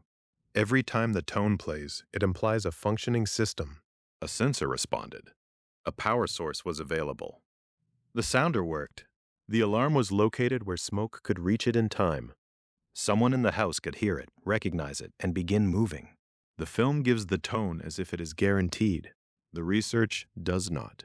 The National Fire Protection Association also states that working smoke alarms cut the risk of dying in a reported home fire roughly in half. That sentence does not make the alarm magical. It does not say that the alarm extinguishes the fire. It does not say that it clears the hallway, opens the window, wakes every sleeper instantly, or keeps panic out of the room. It says something more limited and more powerful. A working alarm changes the odds because it changes the timing. It creates warning where there might otherwise be discovery. It gives the plan a chance to begin before the body has to interpret smoke, heat, darkness, and confusion for itself. In the language of a training tape, this is almost too mechanical to be frightening. Install smoke alarms. Maintain them. Make sure they work. But the horror is inside that word, working. A working alarm is not a symbol of safety. It is a device in a particular condition, in a particular place, at a particular moment. It has to be present. It has to be powered. It has to be able to sense the hazard. It has to make a sound. The sound has to carry through closed doors and sleeping rooms. The people inside have to treat that sound as an instruction, not as an inconvenience. The old tape seems to understand this without saying it plainly. It lets the alarm tone interrupt the ordinary domestic scene. A kitchen, a hallway, a bedroom, a living room arranged for comfort. Then the sound enters, and the house changes categories. The same walls are now boundaries. The same doors are now decisions. The same stairs are now a route that may or may not remain usable. The alarm does not create the danger. It reveals that the house has already become an emergency scene. That is also why the device itself carries a moral weight in the film's logic. The alarm is small, inexpensive looking, and easy to ignore. It is the sort of object that can be taken for granted because it belongs to the background of the ceiling. Yet the National Fire Protection Association's figures turn that background object into one of the most consequential features in the house. A home without working smoke alarms is not merely missing equipment. It is missing the first link in the escape sequence. The training tape returns to the sound because the sound is the only way the plan begins, while there may still be enough time to use it. The map on the refrigerator does not wake anyone. The second exit does not announce itself. The outside meeting place does not call the family by name. The alarm is the part of the system that speaks first, but it can only speak if it is able to. Current safety guidance linked to the National Fire Protection Association now treats placement as part of the same question. Smoke alarms are recommended inside each bedroom, outside sleeping areas, and on every level of the home. That detail matters because a house is not one open volume. It is a set of compartments, doors, levels, corners, and sleeping spaces. Smoke has to reach the alarm, and sound has to reach the occupants. An alarm in the wrong place may still be real. It may still be mounted. It may still look complete in a wide shot. But the tape's question is not whether the ceiling contains a device. The question is whether the warning reaches the person who needs it before the route changes. The phrase "on every level" carries its own quiet dread. It asks the viewer to imagine the house vertically. Basement below, bedrooms above, kitchen on one floor, sleeping area on another. Stairs connecting them until smoke or heat makes the connection unreliable. The alarm is not only a household object. It is a distributed warning system for a structure that can fail unevenly. A fire beginning on one level may not ask permission before moving into the path between levels. The person asleep upstairs may not know what the basement knows. The person behind a closed bedroom door may not know what the hallway is already becoming. Inside each bedroom, outside sleeping areas, on every level.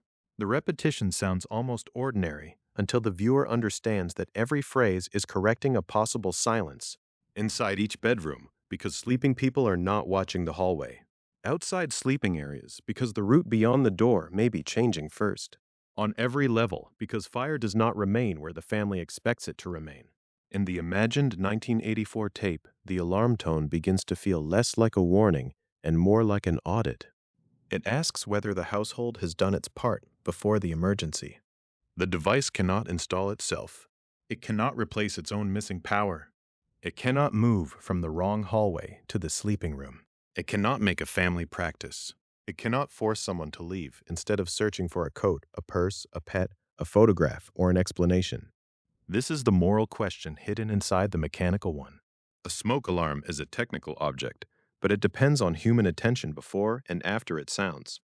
Someone has to decide that the ordinary house deserves a warning system. Someone has to accept that the bedrooms need alarms, not because the family is careless, but because sleep is a condition of vulnerability. Someone has to treat maintenance as part of the escape plan, not as a household chore that can be delayed indefinitely. The tape does not have to show a failed alarm to make the failure present. It only has to play the tone again and again until the viewer begins to imagine its absence. The same scene without the sound. The same hallway without warning. The same child asleep behind a door. The same mapped route, still taped to a wall, while the first usable seconds pass without anyone knowing they have begun. That is the most unsettling part of the National Fire Protection Association statistic. It is not describing a rare, exotic malfunction. It is describing a repeated condition in real homes, no alarm or no working alarm at the moment when warning mattered. The danger is not only the fire. It is the gap between the appearance of preparedness and the reality of it. A plastic circle on the ceiling may comfort the eye, but only a working smoke alarm can interrupt the night. The old educational film format makes that distinction feel almost cruel. It shows us the house as a teachable environment. It gives each room a lesson. It gives each mistake a correction. But the alarm sits slightly apart from the rest of the instructions. It is not a route. It is not a meeting place. It is not a behavior. It is the trigger that allows behavior to start early enough to matter. And once we understand that, the tone in the tape changes. It is no longer simply loud. It is conditional. If the alarm exists, if it works, if it is placed where it should be, if it is heard, if it is believed, only then can the practiced route become more than a drawing. Only then can the two ways out become real choices instead of discoveries made too late. Only then can the house give up its occupants before smoke takes away the information they need. The training tape never says that the alarm understands the fire. It only suggests that the household must trust a machine to notice what the body may not notice soon enough. And that moves the archive from one kind of fear into another. Not the fear of whether the family knows the route, but the fear of whether the warning system can sense the threat in time. Because smoke is not one simple thing. Fires behave differently. Alarms use different technologies. The body may wake late or misunderstand what it is breathing, or wait for visible flame before accepting the emergency. The sound on the tape is only the final expression of a hidden detection process already underway above the ceiling line. The next horror is technical, and it begins before the tone. The tone on the tape is simple because the decision behind it is not. Somewhere inside the plastic case, before the household hears anything, the alarm has to interpret the air. It has to decide that the invisible change moving through the room is not ordinary dust, not kitchen nuisance, not background haze, but the beginning of a fire that may already be changing the hallway, the ceiling, the lungs of anyone still asleep. That is why the old lesson grows colder when it stops talking about whether an alarm is present and starts asking what kind of alarm it is. The National Institute of Standards and Technology studied this question without the language of nightmare. Its work was technical, measured, and cautious. NIST compared ionization and photoelectric smoke alarm technologies in controlled laboratory tests and in real-scale tests in 2 residential structures. The study measured temperature, smoke obscuration, and gas concentrations. In other words, it did not ask whether a room looked frightening on camera. It asked what the room was becoming before a person could fully understand it. That distinction matters. A training film can show smoke as something visible, a gray layer curling under a ceiling, a warning that the eye can read. But the eye is late.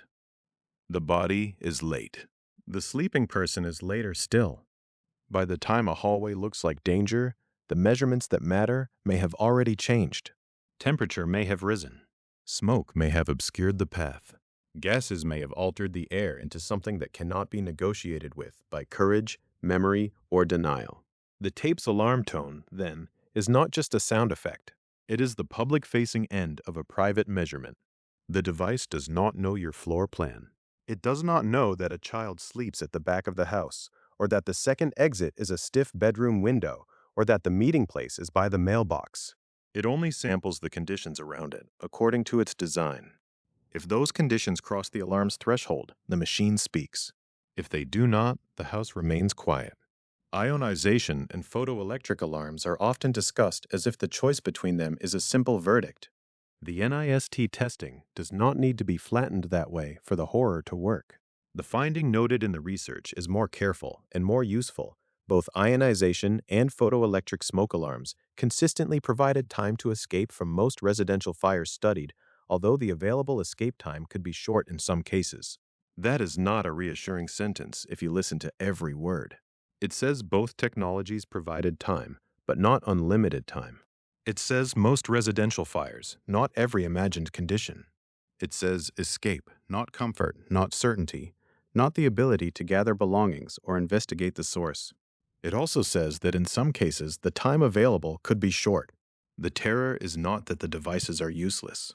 The terror is that even useful warning can arrive inside a shrinking margin. This is where the tape's calm voice becomes almost unbearable. It never has to say that the house wants to keep you. It only has to say that you should have practiced. It only has to say that every second after the alarm belongs to movement, not analysis. Because the alarm may have done its job, and still the room may have very little patience left. NIST study design matters because it moves the subject out of belief and into conditions. Controlled laboratory tests let researchers compare technologies under specified circumstances. Real-scale tests in residential structures move closer to the complicated geometry of actual homes, where smoke travels through rooms, doorways, halls, and spaces that do not behave like a clean diagram. Measuring temperature, smoke obscuration, and gas concentrations creates a record of the environment as it changes. The house becomes data. The fire becomes a sequence. The warning tone becomes one event inside that sequence, not the beginning of it. In the fictional training tape, the camera keeps returning to the ceiling. At first, that feels like a production habit. The lens tilts toward the white plastic alarm, the little grill, the test button, the place where a parent is supposed to reach up with a broom handle or a finger and prove that the device still has a voice. But after the NIST material, the ceiling is no longer just a surface. It is the first place where the room may begin reporting on itself. Smoke rises. Heat gathers. The upper air changes before the person under the blanket has sat up, before the hand has found the lamp, before the mind has produced the sentence, something is wrong. The alarm is mounted where the body is not. It waits in a layer of the room that may receive the first useful evidence. And still, the evidence is not identical from fire to fire. That is the point of comparing alarm technologies. Smoke is not one substance with one behavior. Residential fires can develop under different conditions, with different materials, different ventilation, different rates of heat release, different particles in the air. A fire that produces one kind of smoke condition may not resemble another in the way it first announces itself to a sensor. The household, however, does not get to choose the scenario. It does not get to bargain for the kind of fire that will be easiest to detect, easiest to smell, easiest to see, or easiest to flee. The person in the house only experiences the result. The tape's narrator says, "When the alarm sounds, get out." It sounds almost too simple, as if designed for a classroom of restless children. But the technical record makes the simplicity feel earned. The alarm is not an invitation to inspect the stove, open a bedroom door without thinking, or walk toward the smoke to confirm that it is serious. The alarm is a declaration that the house has changed in a way the body may not yet comprehend. It is the machine saying that the conditions it can sense are now more trustworthy than your impulse to wait. There is a strange humility in that hat. Fire safety education asks the household to accept that survival may depend on instruments and rehearsals because human perception is not enough. A person may underestimate smoke because flame is not visible. A person may underestimate gases because danger does not always arrive with a dramatic smell. A person may underestimate heat because the room they are standing in is not yet the room that is burning. The alarm is there to interrupt that error. The drill is there to prevent the next one. NIST's conclusion, as used here, should not be inflated into a promise. It does not say that every alarm in every placement in every home under every possible condition will provide generous time. It does not erase the need for working devices, correct installation, maintained power, practiced exits, and attention to sleeping areas. It supports a more restrained and more frightening lesson. The major residential smoke alarm technologies were able, in the studied fires, to provide escape time consistently in most cases, but the amount of time was part of the hazard.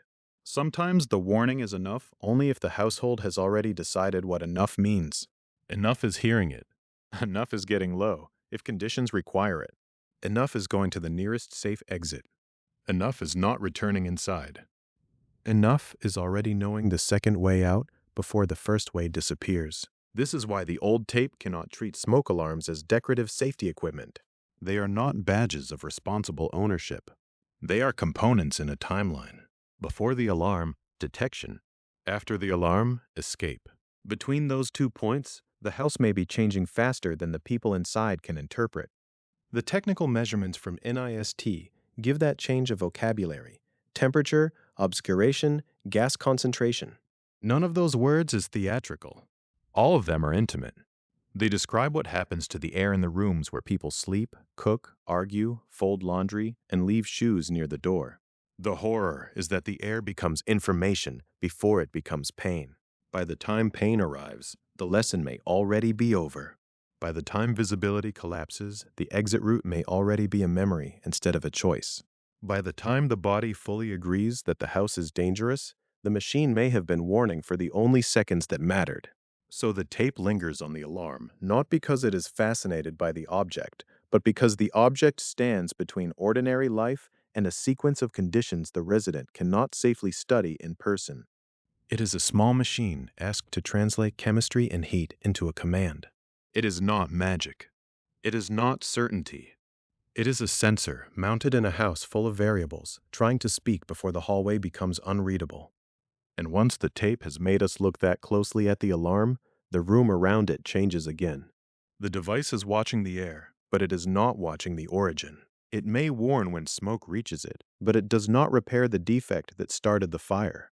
It does not see behind plaster, inside insulation, at a loose connection, near a fixture, in the private cavities where a house carries power from room to room. The warning tone can tell you that the danger has entered the living space. It cannot tell you how long the danger was waiting inside the wall. The warning tone can tell you that danger has entered the living space. It cannot tell you how long the danger was waiting inside the wall. That is where the tape becomes quieter. After the alarm demonstrations, after the diagrams of bedrooms and exits, the picture changes to a wall. Not a dramatic wall. Not a wall marked by smoke or scorch. It is the kind of wall the camera might have passed a dozen times already, painted, flat, interrupted by a light switch and an outlet. The narrator does not raise his voice. He does not need to. The instructional frame has already taught the viewer that a house is not a set of rooms. It is a system. And now the system extends into the places the resident cannot see. The tape lingers on the outlet. A plug is inserted. A lamp turns on. A hand reaches for a switch. Everything works. That is the unnerving part. In a visible emergency, the room announces itself. Smoke changes the air. Heat changes the skin. An exit becomes blocked. An alarm sounds. But wiring has a different kind of presence. It is allowed to be invisible because invisibility is part of its job. It runs behind plaster, through cavities, near framing, toward fixtures, across ceilings, and into the ordinary points where the household asks for power without thinking about the route that power took to get there. In 1980, the U.S. Consumer Product Safety Commission warned that faulty wiring was a fire hazard, with or without thermal insulation. The wording matters because it removes the easy comfort of a single cause. The problem was not only that insulation could be present. The problem was not only that a wall could be packed with material. Faulty wiring itself was dangerous, and when thermal insulation entered the same hidden spaces, the risk could take on another form. The Commission estimated that more than 2,000 household fires occurred each year when thermal insulation was ignited by faulty wiring or lighting fixtures. It also described those fires as about 3% of an estimated 75,000 annual electrical system fires in American homes. The tape does not have to exaggerate that. It simply has to place the fact beside the image of the wall. A house can look calm while carrying an electrical fault. A ceiling can hold a lighting fixture whose heat, connection, or surrounding material has become part of an unseen chain. A wall cavity can contain wiring, insulation, air, dust, wood, and time. The resident cannot stand in the hallway and inspect it by ordinary sight. The best survival plan may map every door and window, but it cannot draw every hidden run of cable or every place where heat may be accumulating where the eye is not allowed to go. This is a different kind of helplessness from the one taught by the escape drill. Exit drills in the home makes the danger procedural. Draw the map. Mark all doors and windows. Identify 2 ways out of every room. Keep exits clear. Choose a meeting place outside. Practice. The house becomes frightening because it can trap you, but it also becomes knowable. You can walk the route. You can count the steps. You can test whether a window opens. You can move the chair away from the back door. Wiring does not offer the same comfort. The hidden hazard asks for trust before it asks for action. Trust that the system was installed correctly. Trust that age has not changed it. Trust that fixtures are not interacting badly with materials around them. Trust that the wall, which seems like a boundary, is not also a chamber. In the imagined training tape, this is when the archive quality becomes most severe. The image is ordinary enough to be boring, and the voice is careful enough to sound official. The narrator may not say that the house is watching. He says something colder. Electrical systems must be treated as possible sources of fire. Faulty wiring and lighting fixtures can ignite nearby materials. Thermal insulation can be involved. Fire may begin in concealed spaces. It is the language of a public warning, but inside a horror program, it behaves like a confession. Because the earlier chapters taught us to think of fire as a visitor that enters the room. Smoke comes under the door. Heat moves down the hall. The alarm hears the air change. The family wakes and follows the plan. But electrical fire changes the timeline. The origin may not be in the room where the family first notices trouble. It may begin behind the room. It may begin above it. It may begin near a fixture that has been turned on 100 times before without incident. The tape cuts to a child's bedroom ceiling. There is no flame. There is a light fixture. The bulb glows with the soft color of old video. The camera remains there too long. By now, the viewer has been trained to distrust lingering shots. A window is no longer just a window. It is a second way out. A hallway is no longer just a hallway. It is a timed passage that may fill with smoke. A door is no longer just a door. It is a surface to check before opening.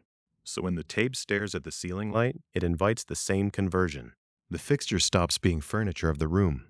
It becomes a point where the visible house touches the hidden one. The Consumer Product Safety Commission's 1980 warning gives that image its weight. More than 2,000 household fires each year, by its estimate, involved thermal insulation being ignited by faulty wiring or lighting fixtures. Those fires were only a portion of a much larger electrical system fire problem, but that small percentage does not make the image smaller. It makes it more precise. It tells us that some fires were not born from a candle left burning in a visible room, or a pan ignored on a stove, or a match in a child's hand. Some began where prevention was harder for an ordinary resident to imagine. The training tape's unease comes from that limitation. It can teach behavior. It can teach routes. It can teach the sound of an alarm. It can advise caution around equipment and systems. But it cannot give the viewer X-ray vision. It cannot turn a finished wall transparent. It cannot let a sleeping person smell the first change inside an insulated cavity before smoke finds a pathway into the room. That is why the house in the tape begins to feel layered. There is the surface house, where people live. Beds, curtains, lamps, hallway carpet, kitchen chairs, the front door, the meeting place outside. There is the planned house, the diagram drawn for escape, with 2 ways out of every room and exits that must not be blocked. There is the sensed house, watched by smoke alarms that interpret particles and gases after combustion products reach them. And then there is the hidden house, where wiring and insulation and fixtures occupy spaces that daily life depends on, but rarely examines. The hidden house is not supernatural. It is worse for the purposes of this episode. It is documented. The tape knows that the most frightening hazard is not always the one that looks frightening. A charred outlet would be obvious. A smoking switch plate would demand attention. But a normal outlet with a lamp beside it can belong to the same category of concern because the danger is not located entirely at the surface. The mechanism is behind the reassurance. The light works, and the working light helps the room feel safe. That may be the most unsettling lesson in this chapter. Function is not the same as safety. A circuit can carry current. A fixture can illuminate a room. A household can proceed through its evening without any sign that something is wrong. The tape's camera, moving slowly along the baseboard, seems to understand that domestic trust is built from repetition. The switch worked yesterday. The lamp worked this morning. The ceiling light turned on when the child entered the room. Nothing unusual happened, and so the mind files the system under normal. Safety media has to interrupt that filing process, not by turning every house into a panic object, but by making the resident aware that prevention and escape are not the same thing. The smoke detector campaign treated warning as urgent because thousands of people were dying in residential fires. The escape plan treated movement as urgent because time could vanish after the alarm. The discussion of alarm technologies treated detection as technical because the body might understand smoke too late. Now the electrical warning treats origin as partly concealed. It tells the viewer that a fire may not begin where the household is looking. In the training tape, the narrator's calm becomes almost accusatory. Check. Maintain. Do not overload. Do not assume that because the wall is closed, the system inside it is beyond concern. The tape remains within the language of instruction, but horror presses through the grammar. The resident is being asked to survive a house whose most important conditions may be occurring on the other side of painted surfaces. A wall cavity is not a room, but it can become the first room of the fire. A ceiling is not an exit, but it can become the place where smoke gathers before the hallway understands what has happened. Insulation is not flame, but under the conditions described by the Consumer Product Safety Commission, it could become fuel when ignited by faulty wiring or lighting fixtures. The materials are ordinary. That is the point. The danger is not imported into the home from outside. It is assembled from the home's own conveniences. And yet, the tape cannot stay behind the walls forever. It has shown us the hidden system, but the archive record of home fire risk also returns again and again to the visible rituals of domestic life. Not every danger waits in a cavity. Some sit in plain sight, accepted because they are used every day. The camera leaves the outlet. It leaves the ceiling fixture. It follows the wall down the hallway, past the bedroom, toward a brighter room where the surfaces are easier to name: counter, cabinet, stove, pan. The house has hidden dangers, but it also has routines, and routines may be even harder to fear because they look like care. Dinner begins. A burner turns red. Someone looks away. The burner turns red, and the tape does not treat it as an accident yet. That is what makes the kitchen sequence difficult to watch. The camera does not rush toward flame. It does not begin with smoke curling under a door or with a family already coughing in a hallway.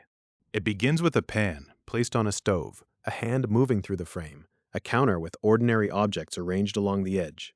The room is brighter than the hallway we have just left.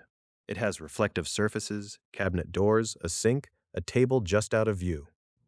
If the bedroom was the room where sleep made people vulnerable, and the wall was the place where danger could hide inside the structure, the kitchen is more unsettling because it is awake. Someone is already there.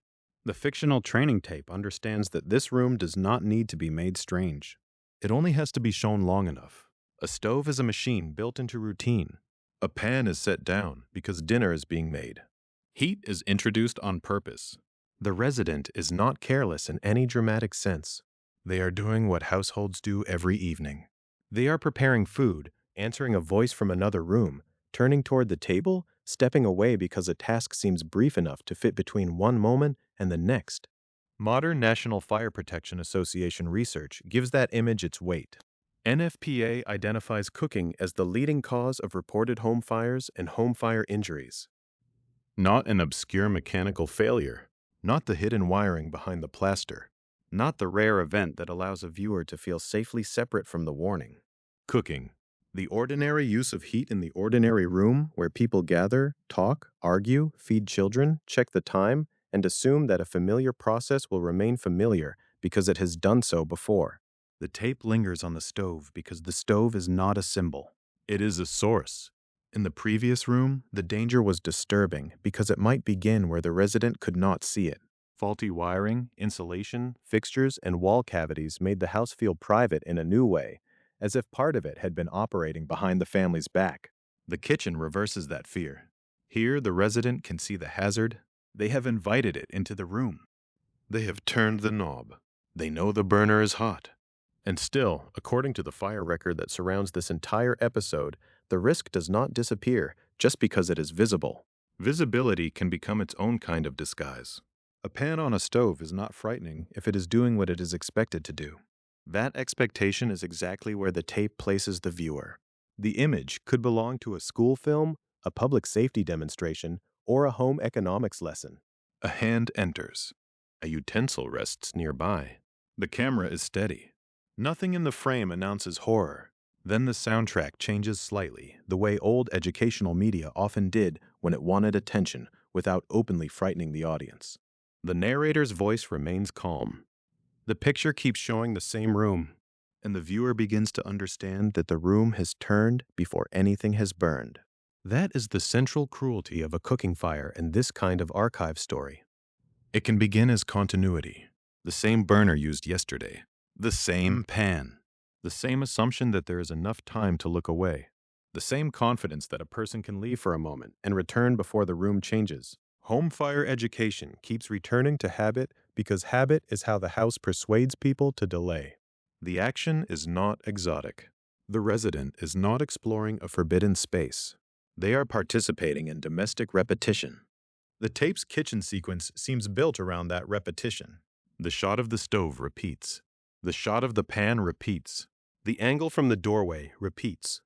It is almost boring, and then the boredom becomes the mechanism. A viewer begins counting the seconds of absence even before the film instructs them to. A voice from another room. A telephone that might be ringing. A child asking a question. A television sound from the living room. The tape does not need to specify which distraction matters, because the fact of distraction is enough. The hazard is not only heat. It is heat combined with divided attention. This is why the NFPA finding feels so intimate.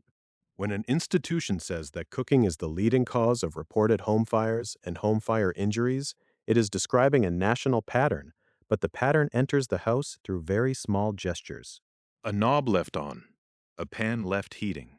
A task that seemed too short to count as leaving. A resident who remained close enough to think they were still in control, but not close enough to notice the moment control ended. The fictional tape does not accuse the person in the kitchen. It is not interested in shame. Its horror is colder than that. It suggests that ordinary living produces predictable vulnerabilities, and that safety education had to speak to those vulnerabilities without pretending that people would stop being tired, busy, distracted, or confident in rooms they knew well. A training film from the early 1980s would have been shaped by that same practical tension. It could tell a household to plan, install alarms, practice routes, and recognize hazards, but it also had to compete with the emotional truth of the home. A kitchen does not feel like an emergency scene while dinner is being prepared. It feels like evidence that the household is functioning. Food is being made. People are nearby.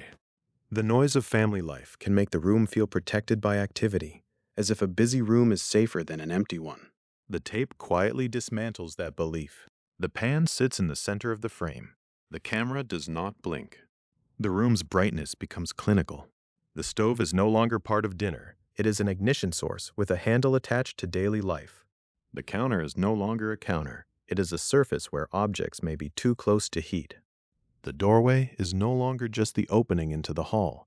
It is the first part of a route that someone may need to use quickly. Even before flame appears, the training logic has already converted the kitchen into a map of decisions. Where is the person standing? Where is the exit? How long have they been gone? Will the alarm be heard from here? Can the way out be reached without moving toward the fire? These questions are not supernatural, but in the language of the tape, they feel like a haunting. The house has been asking them all along. The bedroom asked them through sleep. The hallway asked them through smoke and time. The wall asked them through hidden electrical systems. The kitchen asks them through routine. It does not conceal the danger behind plaster. It hides it inside the assumption that nothing unusual is happening. The most ordinary room has become the first room to turn because it is the room where controlled fire is domesticated. Heat is allowed there. Flame, coils, burners, and hot surfaces are treated as tools. The whole room is designed to make this arrangement seem normal. That normality is not a mistake. It is what makes cooking possible. But it also means the first signs of danger can look, for a few moments, like ordinary use continuing. The tape's narrator would not need to raise his voice.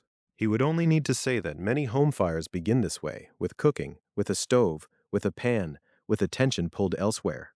He would not need to show the worst outcome.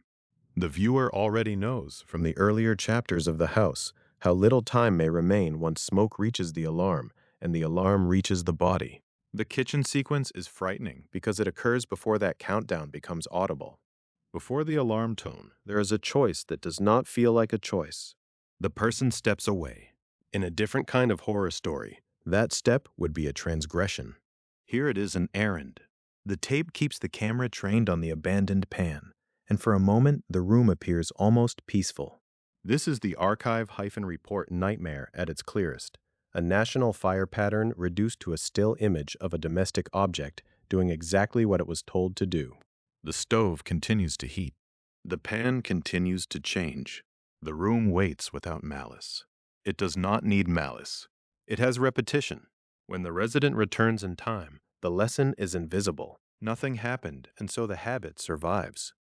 When the resident does not return in time, the house changes category.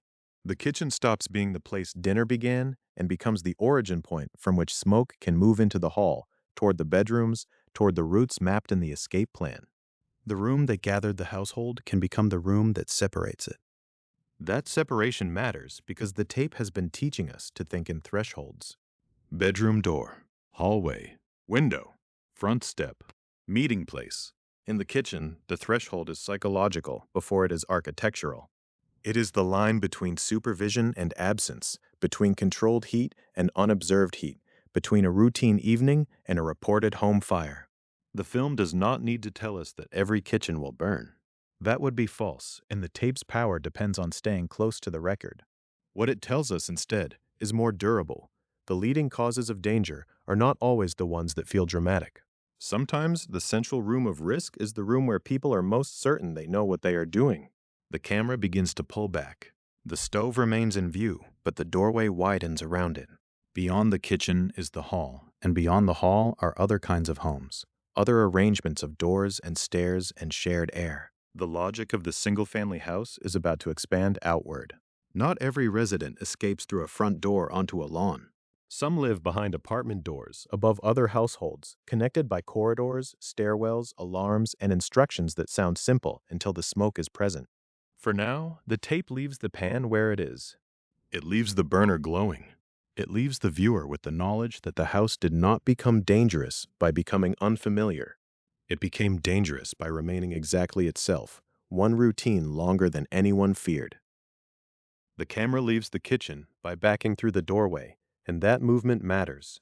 It does not cut away from the stove so much as withdraw from it. The burner remains visible for a few seconds, a dull red circle inside an ordinary apartment of light and cabinets and counter space. Then the frame widens and the home changes shape. It is no longer only a house. The tape has spent so much time teaching the viewer to think in rooms that the first glimpse of a corridor feels like a mistake.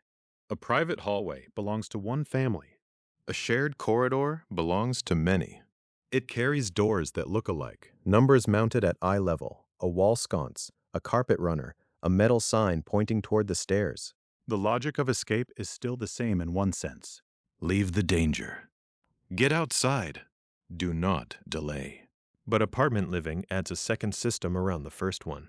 Your door is no longer only the exit from your room or your unit.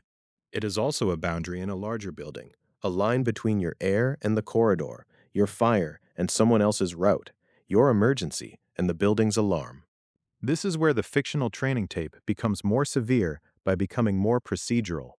Current guidance from the United States Fire Administration gives residents a plain sequence for high-rise and apartment fires.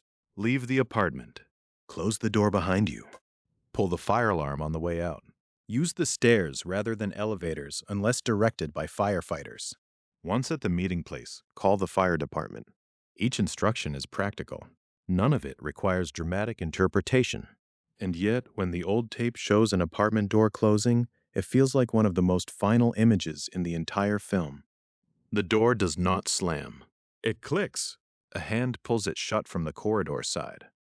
The camera stays close enough to hear the latch engage. The narrator says to close the door behind you, and the instruction is calm because it has to be calm. It is not a gesture of sentiment.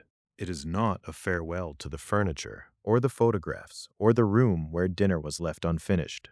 It is an act of separation. Survival depends, in part, on making a clean boundary between yourself and the space you have just occupied. That is what makes the apartment door different from the bedroom door in the earlier house plan. In a single-family home, the door was part of a map of exits. In an apartment building, the door becomes part of the building's containment. You leave, and then you close it. You do not leave it open behind you, as if the emergency should follow you into the corridor and confirm itself to everyone else.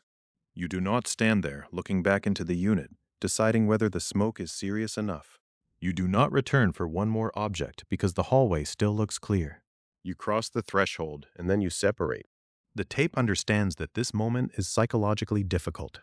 It may be the first time in the sequence when survival requires a person to make the home inaccessible to themselves. A closed door can mean privacy, rest, ownership, sleep. Here, it means refusal. It means the space behind it is no longer yours to manage. In the imagined frame, the door is a flat beige surface with a peephole and a metal number. It could belong to almost any building. The viewer cannot see the apartment anymore. That is the point. The stove, the couch, the bedroom, the outlet, the hallway inside the unit have all disappeared into one rectangle. The home has been reduced to a closed panel, and the person who survived is now in a corridor with instructions still unfinished. Pull the fire alarm on the way out. The tape cuts to a red manual pull station mounted on the wall. The hand reaches into frame. Again, the action is simple, almost dull, but the sound it implies is communal. A smoke alarm in one apartment warns the people who can hear it nearby. A building alarm changes the status of the structure. It says that the event is no longer private. It belongs to the shared stairs, the shared landings, the people behind other doors who may still be asleep, cooking, watching television, arguing, bathing a child, folding laundry, or assuming that the noise in the hall has nothing to do with them. Apartment fires disturb the idea that a home emergency belongs only to the home where it begins. A high-rise or apartment building contains multiple domestic worlds, stacked and arranged beside one another. Each unit may feel complete from the inside. Each has its own lamps, its own kitchen, its own bedroom door, its own habits of delay. But the building connects them through corridors, shafts, stairwells, alarm systems, and air. The training tape does not need to explain this with menace. It only needs to show the hallway. Then the camera finds the elevator. The doors are polished enough to catch a distorted reflection of the corridor. For a moment, they appear to offer the most civilized escape in the building. They are familiar. They are fast. They descend without effort. In ordinary life, the elevator is the machine that solves height. It makes the upper floors feel less serious. It allows a resident to live 10 or 15 or 20 floors above the ground and still imagine the street as reachable. But the United States Fire Administration guidance is direct. Use stairs rather than elevators unless directed by firefighters. The tape frames the elevator buttons without pressing them. A small light glows above the call panel. The narrator does not embellish. He does not have to say what a trapped elevator would mean or what it would feel like for doors to open on the wrong floor under fire conditions. The prohibition is more frightening because it is so steady. Do not use the elevator unless firefighters tell you to. The building may have offered that machine every day of your life there, but on this day, the familiar convenience is not part of the escape plan. The stairs are. The stairwell door opens onto a space that feels colder than the apartment corridor. Concrete steps, painted railings, fluorescent light, a sign with floor numbers. The audio on the old tape changes slightly here, as if the stairwell has its own room tone. Footsteps are louder. The rail gives a dull echo when a hand touches it. The door closes behind the person entering. Another threshold, another separation. In a house, stairs can be a hazard because they connect sleeping areas to lower floors where fires may begin, or because smoke can make the familiar descent dangerous. In a high-rise, stairs are also the planned route of survival. That contradiction gives the sequence its quiet pressure. The thing that may become filled with people, smoke, alarm noise, and urgency is also the thing the resident has been told to trust. Not the elevator. Not the window. Not a heroic descent improvised from height. The stairs. The tape shows a person moving downward, one hand on the rail. No running. No crowd. No cinematic panic. Only the repetition of landings. Floor 9. Floor 8. Floor 7. The numbers pass like a countdown, but the narrator never calls them that. He keeps the language in the register of public guidance. Leave. Close. Pull. Use stairs. Call from the meeting place. That last step is important because escape is not complete at the bottom of the stairs. The earlier home escape lesson already made the outside meeting place a way to prove that everyone had gotten out and to prevent people from going back inside. In an apartment sequence, the meeting place also becomes the first safe place from which the emergency can be reported clearly. The guidance says to call the fire department from the meeting place, not from inside the apartment while deciding whether to leave, not from the corridor while watching smoke move under a door, from the meeting place after separation has been achieved. The tape cuts to the exterior of the building. It is daytime in the footage, which somehow makes the scene feel less reassuring. A brick facade. Repeating windows. A small patch of sidewalk. A group of residents at a distance from the entrance. Someone holds a child's hand. Someone looks back at the upper floors. The building is not burning in any visible way. There is no dramatic plume, no broken glass, no firefighters in the frame yet. But the residents are outside, and the fact that they are outside is the proof of the lesson. A person uses a phone. The narrator says to call the fire department. The instruction is so ordinary that the tape almost passes over it. But it completes the transfer of responsibility. Inside the apartment, the resident's job was to recognize danger and leave. In the corridor, the resident's job was to activate the building alarm. In the stairwell, the resident's job was to keep descending by the correct route. At the meeting place, the resident's job is to bring the fire department into the event and remain out of the structure. What the tape will not allow is the fantasy of going back. That refusal has been present from the beginning of the episode, but the apartment door gives it a harder shape. A house can be imagined as a possession. An apartment, too, is intimate, but its door makes the loss more formal. You close it behind you, and for a while, the whole private world behind that door is unavailable.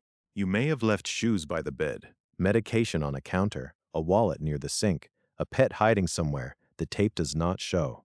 The guidance remains calm because panic does not improve the route. But calmness is not comfort. The instruction is practical because practicality is what the emergency permits.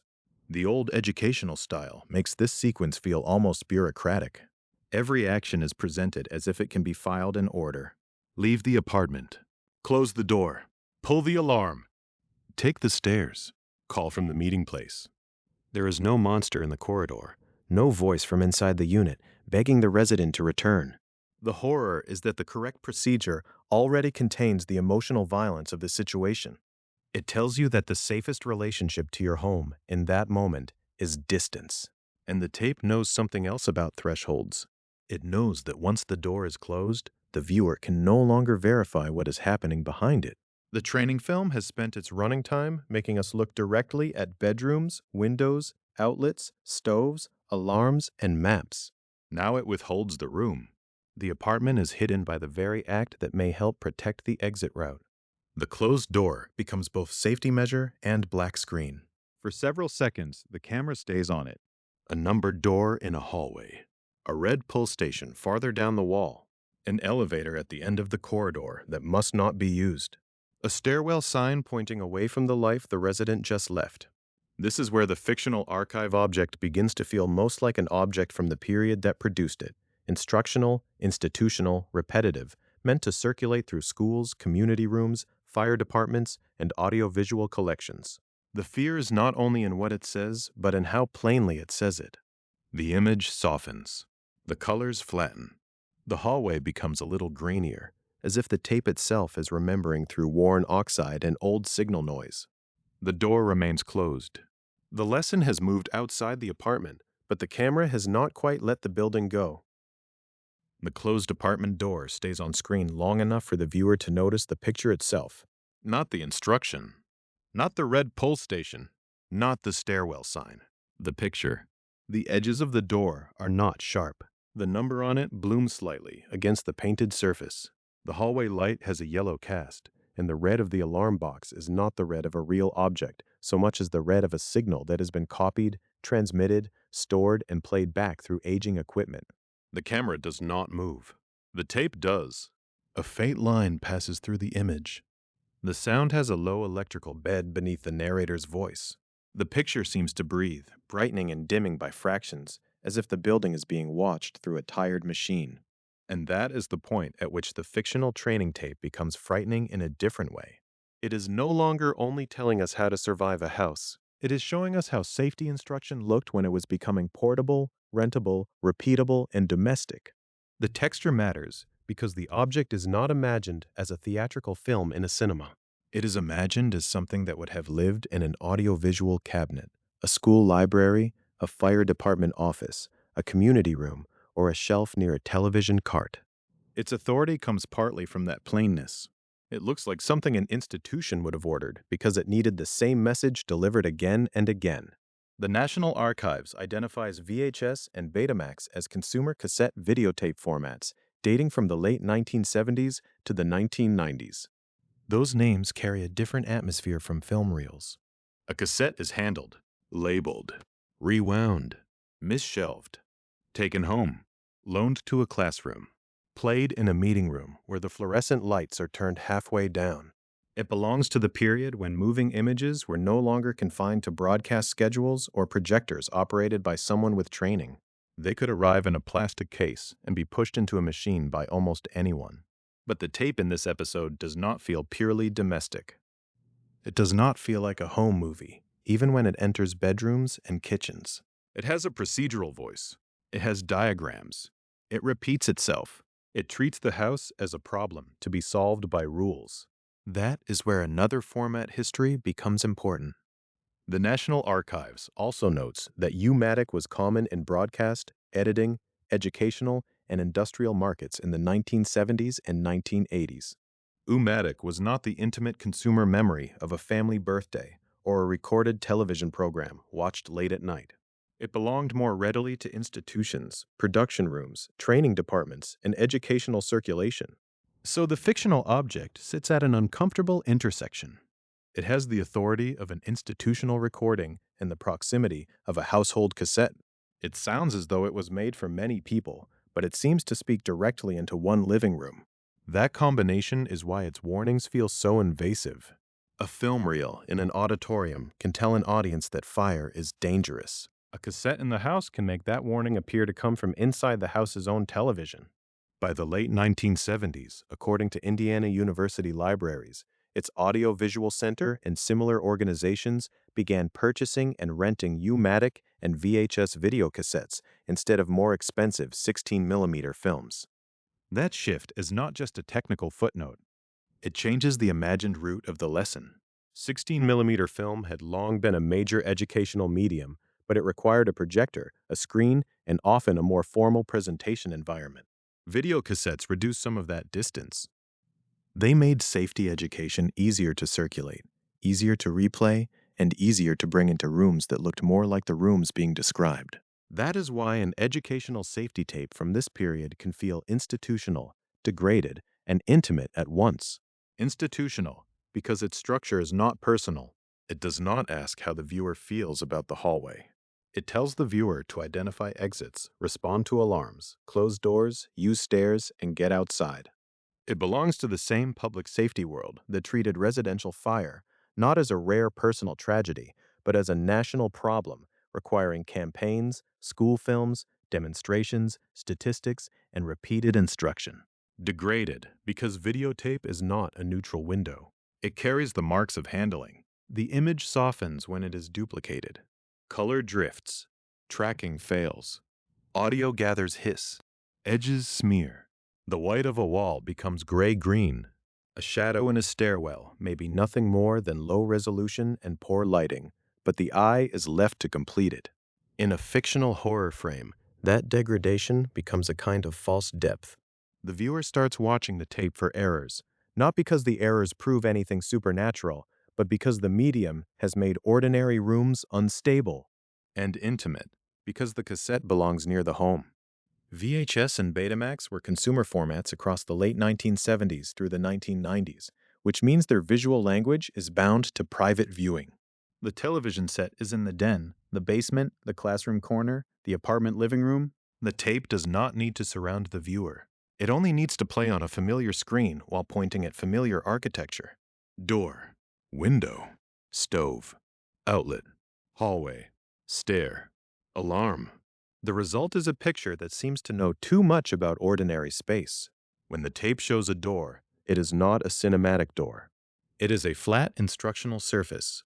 When it shows a bedroom window, it is not a symbol. It is a secondary exit. When it shows the stove, it is not atmosphere. It is a hazard. The blandness is what gives the image force. The lesson has no interest in making the home look gothic. It makes the home look diagrammable. Then the worn analog signal makes the diagram feel as though it has been recovered after something happened. This is one of the quiet tricks of archive horror. The object appears to come after the event and before it at the same time. As a training tape, it speaks in advance. It tells the viewer what to do before smoke arrives, before the alarm sounds, before the hallway fills, before the wrong door is opened, before the elevator is chosen, before the window is found stuck. But as an archive object, worn and labeled and dated, it also seems to have survived its own audience. It implies rooms where it was shown, people who watched it, buildings that may no longer exist, households that may or may not have practiced the instructions. The damage in the image becomes a kind of timestamp, not evidence of a haunting, evidence of circulation. Someone played this. Someone rewound it. Someone placed it back in a case. Someone forgot it in a drawer. Someone found it later and saw that the advice had not expired. That last part is important. The tape looks old, but much of the survival logic has not become quaint. Draw the map. Know the exits. Keep them clear. Have a meeting place. Do not use the elevator during a fire unless directed by firefighters. Close the apartment door behind you. Understand that a working alarm is not decoration, but warning time. The format ages. The instruction remains severe. This contrast is what gives the fictional object its unease. The viewer wants the old image to create distance. 1984 should be safely behind us. The cassette should be an artifact of obsolete machines, institutional catalog numbers, and audiovisual centers changing their purchasing habits from 16mm film to videotape. The soft picture should let us say, that was then. But the tape keeps pointing at things that are still here. A bedroom door, a kitchen stove, a hallway, a stairwell, a smoke alarm, a window that may or may not open, a route that may or may not be blocked. The old medium does not make the danger old. It only proves that people were already being taught to fear the right parts of the house. This is why the tape's appearance matters as much as its script. Its worn surface tells us that fire safety instruction was not merely an idea printed in a pamphlet. It moved through media systems. It entered schools and libraries and rental collections. It passed from more expensive film formats into cassettes that could be acquired, stored, and replayed. It became a voice that could be summoned in an ordinary room by pressing play. And once it is playing, the room is no longer only the place where the viewer sits. It becomes the subject of the lesson. The television shows a hallway, and the viewer remembers the hallway behind them. The narrator says window, and the viewer thinks of the latch in the bedroom. The image shows an apartment door closing, and the viewer feels the weight of their own door. The archive texture does not create the fear by itself. It lowers the barrier between instruction and environment. It makes the recorded house and the actual house share the same dim screen light.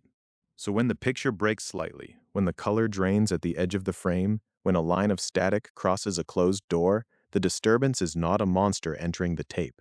It is the tape reminding us that the lesson has been handled by time and still has not finished speaking. The old formats explain the feeling. Consumer cassette video makes the warning private.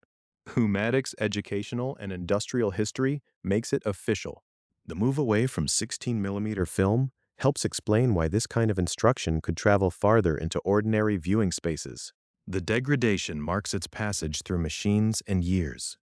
The intimacy comes from the fact that, after all that circulation, the tape still ends up in front of a viewer, inside a building with doors, windows, wiring, alarms, and rooms that must be escaped in the correct order. The camera remains on the hallway a little longer. The apartment door is closed. The stairwell sign is visible. The red pull station waits in the flat, softened color of old video. There is nothing in the frame that cannot be explained by safety guidance, format history, and the material limits of videotape. That is what makes it difficult to look away. The tape does not need to reveal anything hidden in the static. It has already revealed the more durable fact: the house becomes most frightening when an official voice calmly teaches you how to leave it. And so the hallway remains. Not because the tape has failed to cut away, and not because the old machine has found something in the image that the operator missed. It remains because the hallway is the last honest picture of the lesson. A door, a route, a sign, a device, a decision that must be made before the smoke has filled the space where the decision would have been easy. By the end of the tape, the house has stopped being a home in the ordinary sense. It is still furnished. It still has rooms with familiar purposes. The kitchen is still a kitchen. The bedroom is still the place where a child sleeps, where a lamp sits beside a bed, where a window might be hidden behind curtains. The living room still contains the soft objects that make a house feel settled. But the training film has changed the viewer's relationship to all of it. It has not done this by inventing a presence. It has done it by applying documented fire safety logic to domestic space until every room becomes conditional. This is the answer to the central question the tape leaves behind.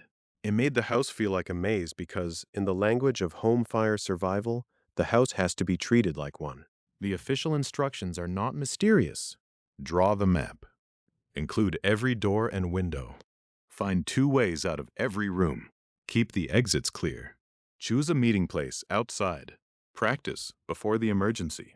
These are plain procedures now associated with the United States Fire Administration's guidance on home escape planning and with the older EDITH phrase, exit drills in the home. But when those procedures are placed over a real house, they produce a strange secondary architecture. The hallway is no longer just the hallway. It is the route that may fail. The window is no longer just a window. It is the second way out. The closed door is no longer just privacy. It is a barrier to heat and smoke, or an obstacle, depending on which side of it you are on. The tape's horror is not that it lies about the house. The horror is that it tells the truth in a form the house does not usually require us to hold in mind. 1984 matters here because the imagined tape belongs to a real public safety atmosphere. Walt Disney Educational Media's revised English version of Donald's Fire Survival Plan was cataloged with a copyright year of 1984 and described as teaching students up-to-date techniques for preventing or surviving a home fire. The Consumer Product Safety Commission had already launched its 1984 smoke detector campaign on October 6, 1983, at the U.S. Capitol in connection with Fire Prevention Week. Nancy Harvey Steorts, Senator John Hines of Pennsylvania, Assistant Chief Maurice D. Kilby, and the survivor example of Bernard Sparks all belong to a documented effort to make residential fire detection a household priority. Those details can sound bureaucratic until they are placed back inside the rooms. The campaign language treated the smoke detector not as a convenience, but as a missing organ in the American home. CPSC described getting a smoke detector into every home as one of its top priorities for 1984. Its estimate was severe. Approximately 5,600 deaths annually in residential fires. The Centers for Disease Control and Prevention later reported that in 1984, 5,010 people in the United States died in fires, and almost 90% of them died in residential fires. From 1978 through 1984, the CDC reported an average of 4,897 residential fire deaths each year. This was not a symbolic danger. It was statistical, national, and domestic. That is why the tape's calmness becomes more disturbing as it goes on. It does not need the grammar of a ghost story. It has the grammar of prevention. It knows that a person may sleep through the first stage of a fire. It knows that a battery can be missing. It knows that a hallway can become unusable. It knows that a door can be opened into conditions the body understands too late.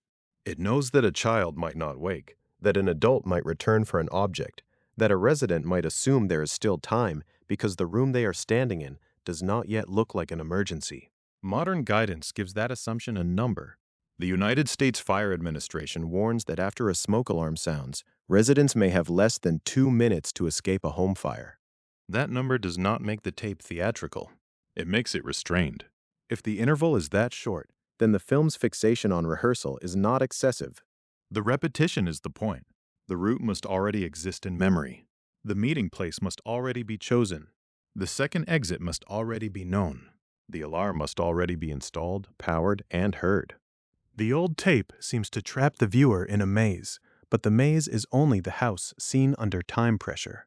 The same pattern holds when the archive turns technical. The National Fire Protection Association states that 3 out of 5 home fire deaths occur in homes with no smoke alarms or no working smoke alarms, and that working smoke alarms cut the risk of dying in a reported home fire roughly in half. The National Institute of Standards and Technology compared ionization and photoelectric alarms in controlled laboratory tests and real-scale tests in 2 residential structures, measuring temperature, smoke obscuration, and gas concentrations. Its findings were careful rather than sensational. Both alarm types consistently provided time to escape from most residential fires studied, although in some cases, that time could be short. The training tape's alarm tone, then, is not just sound design. It is the first break in the house's deception. It announces that conditions are changing before the resident can fully verify them by sight, smell, or heat. The device detects what the body may recognize too late. The signal is thin, repetitive, almost irritating. But in the report world of the tape, that irritation is mercy. Other dangers are less audible. The Consumer Product Safety Commission warned in 1980 that faulty wiring was a fire hazard with or without thermal insulation. It estimated that more than 2,000 household fires each year occurred when thermal insulation was ignited by faulty wiring or lighting fixtures, part of a larger estimate of 75,000 annual electrical system fires in American homes. That fact changes the walls. It makes the smooth painted surface less complete. Behind it are conductors, fixtures, junctions, insulation, heat, and failures that may not announce themselves in any ordinary way until the house has already begun to change. The kitchen changes differently. NFPA research identifies cooking as the leading cause of reported home fires and home fire injuries. That does not make the kitchen exotic. It makes it familiar enough to be dangerous. The pan, the burner, the interruption, the ordinary evening, none of these need to be altered for the premise to work. The tape turns on the stove light, and the viewer understands that the danger is not separate from routine. It is waiting inside routine, because routine is where attention becomes negotiable. The apartment sequence extends the same lesson beyond the single-family house. Leave the apartment. Close the door behind you.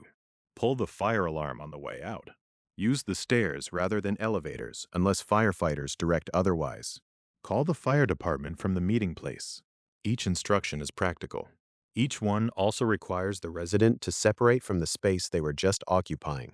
The door closes, and the room behind it becomes inaccessible, not in a supernatural sense, but in the sense that survival has moved elsewhere. This is what the archive finally shows. The home is not safe because it feels familiar. Familiarity may be one of the reasons people delay. The home becomes safer when it has been studied against its own failure. When the bedroom has been imagined in smoke. When the hallway has been imagined blocked. When the front door has been imagined unreachable. When the window has been tested in the mind before it is needed by the body. when the meeting place outside has become more important than anything left inside.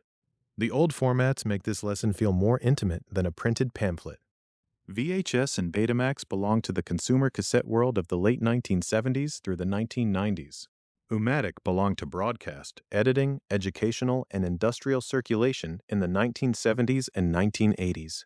Audio-visual centers began purchasing and renting videocassettes as 16mm film became less practical for ordinary instructional circulation.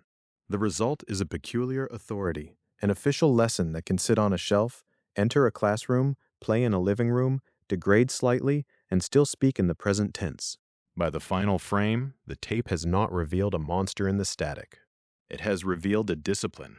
It has taught the viewer to distrust comfort just enough to survive it, to look at a room and ask how it can be left, to hear an alarm as an instruction, not a suggestion, to understand that detection is not escape and escape is not improvisation, to accept that a house can be beloved and still need to be mapped as if it will turn against you in the dark.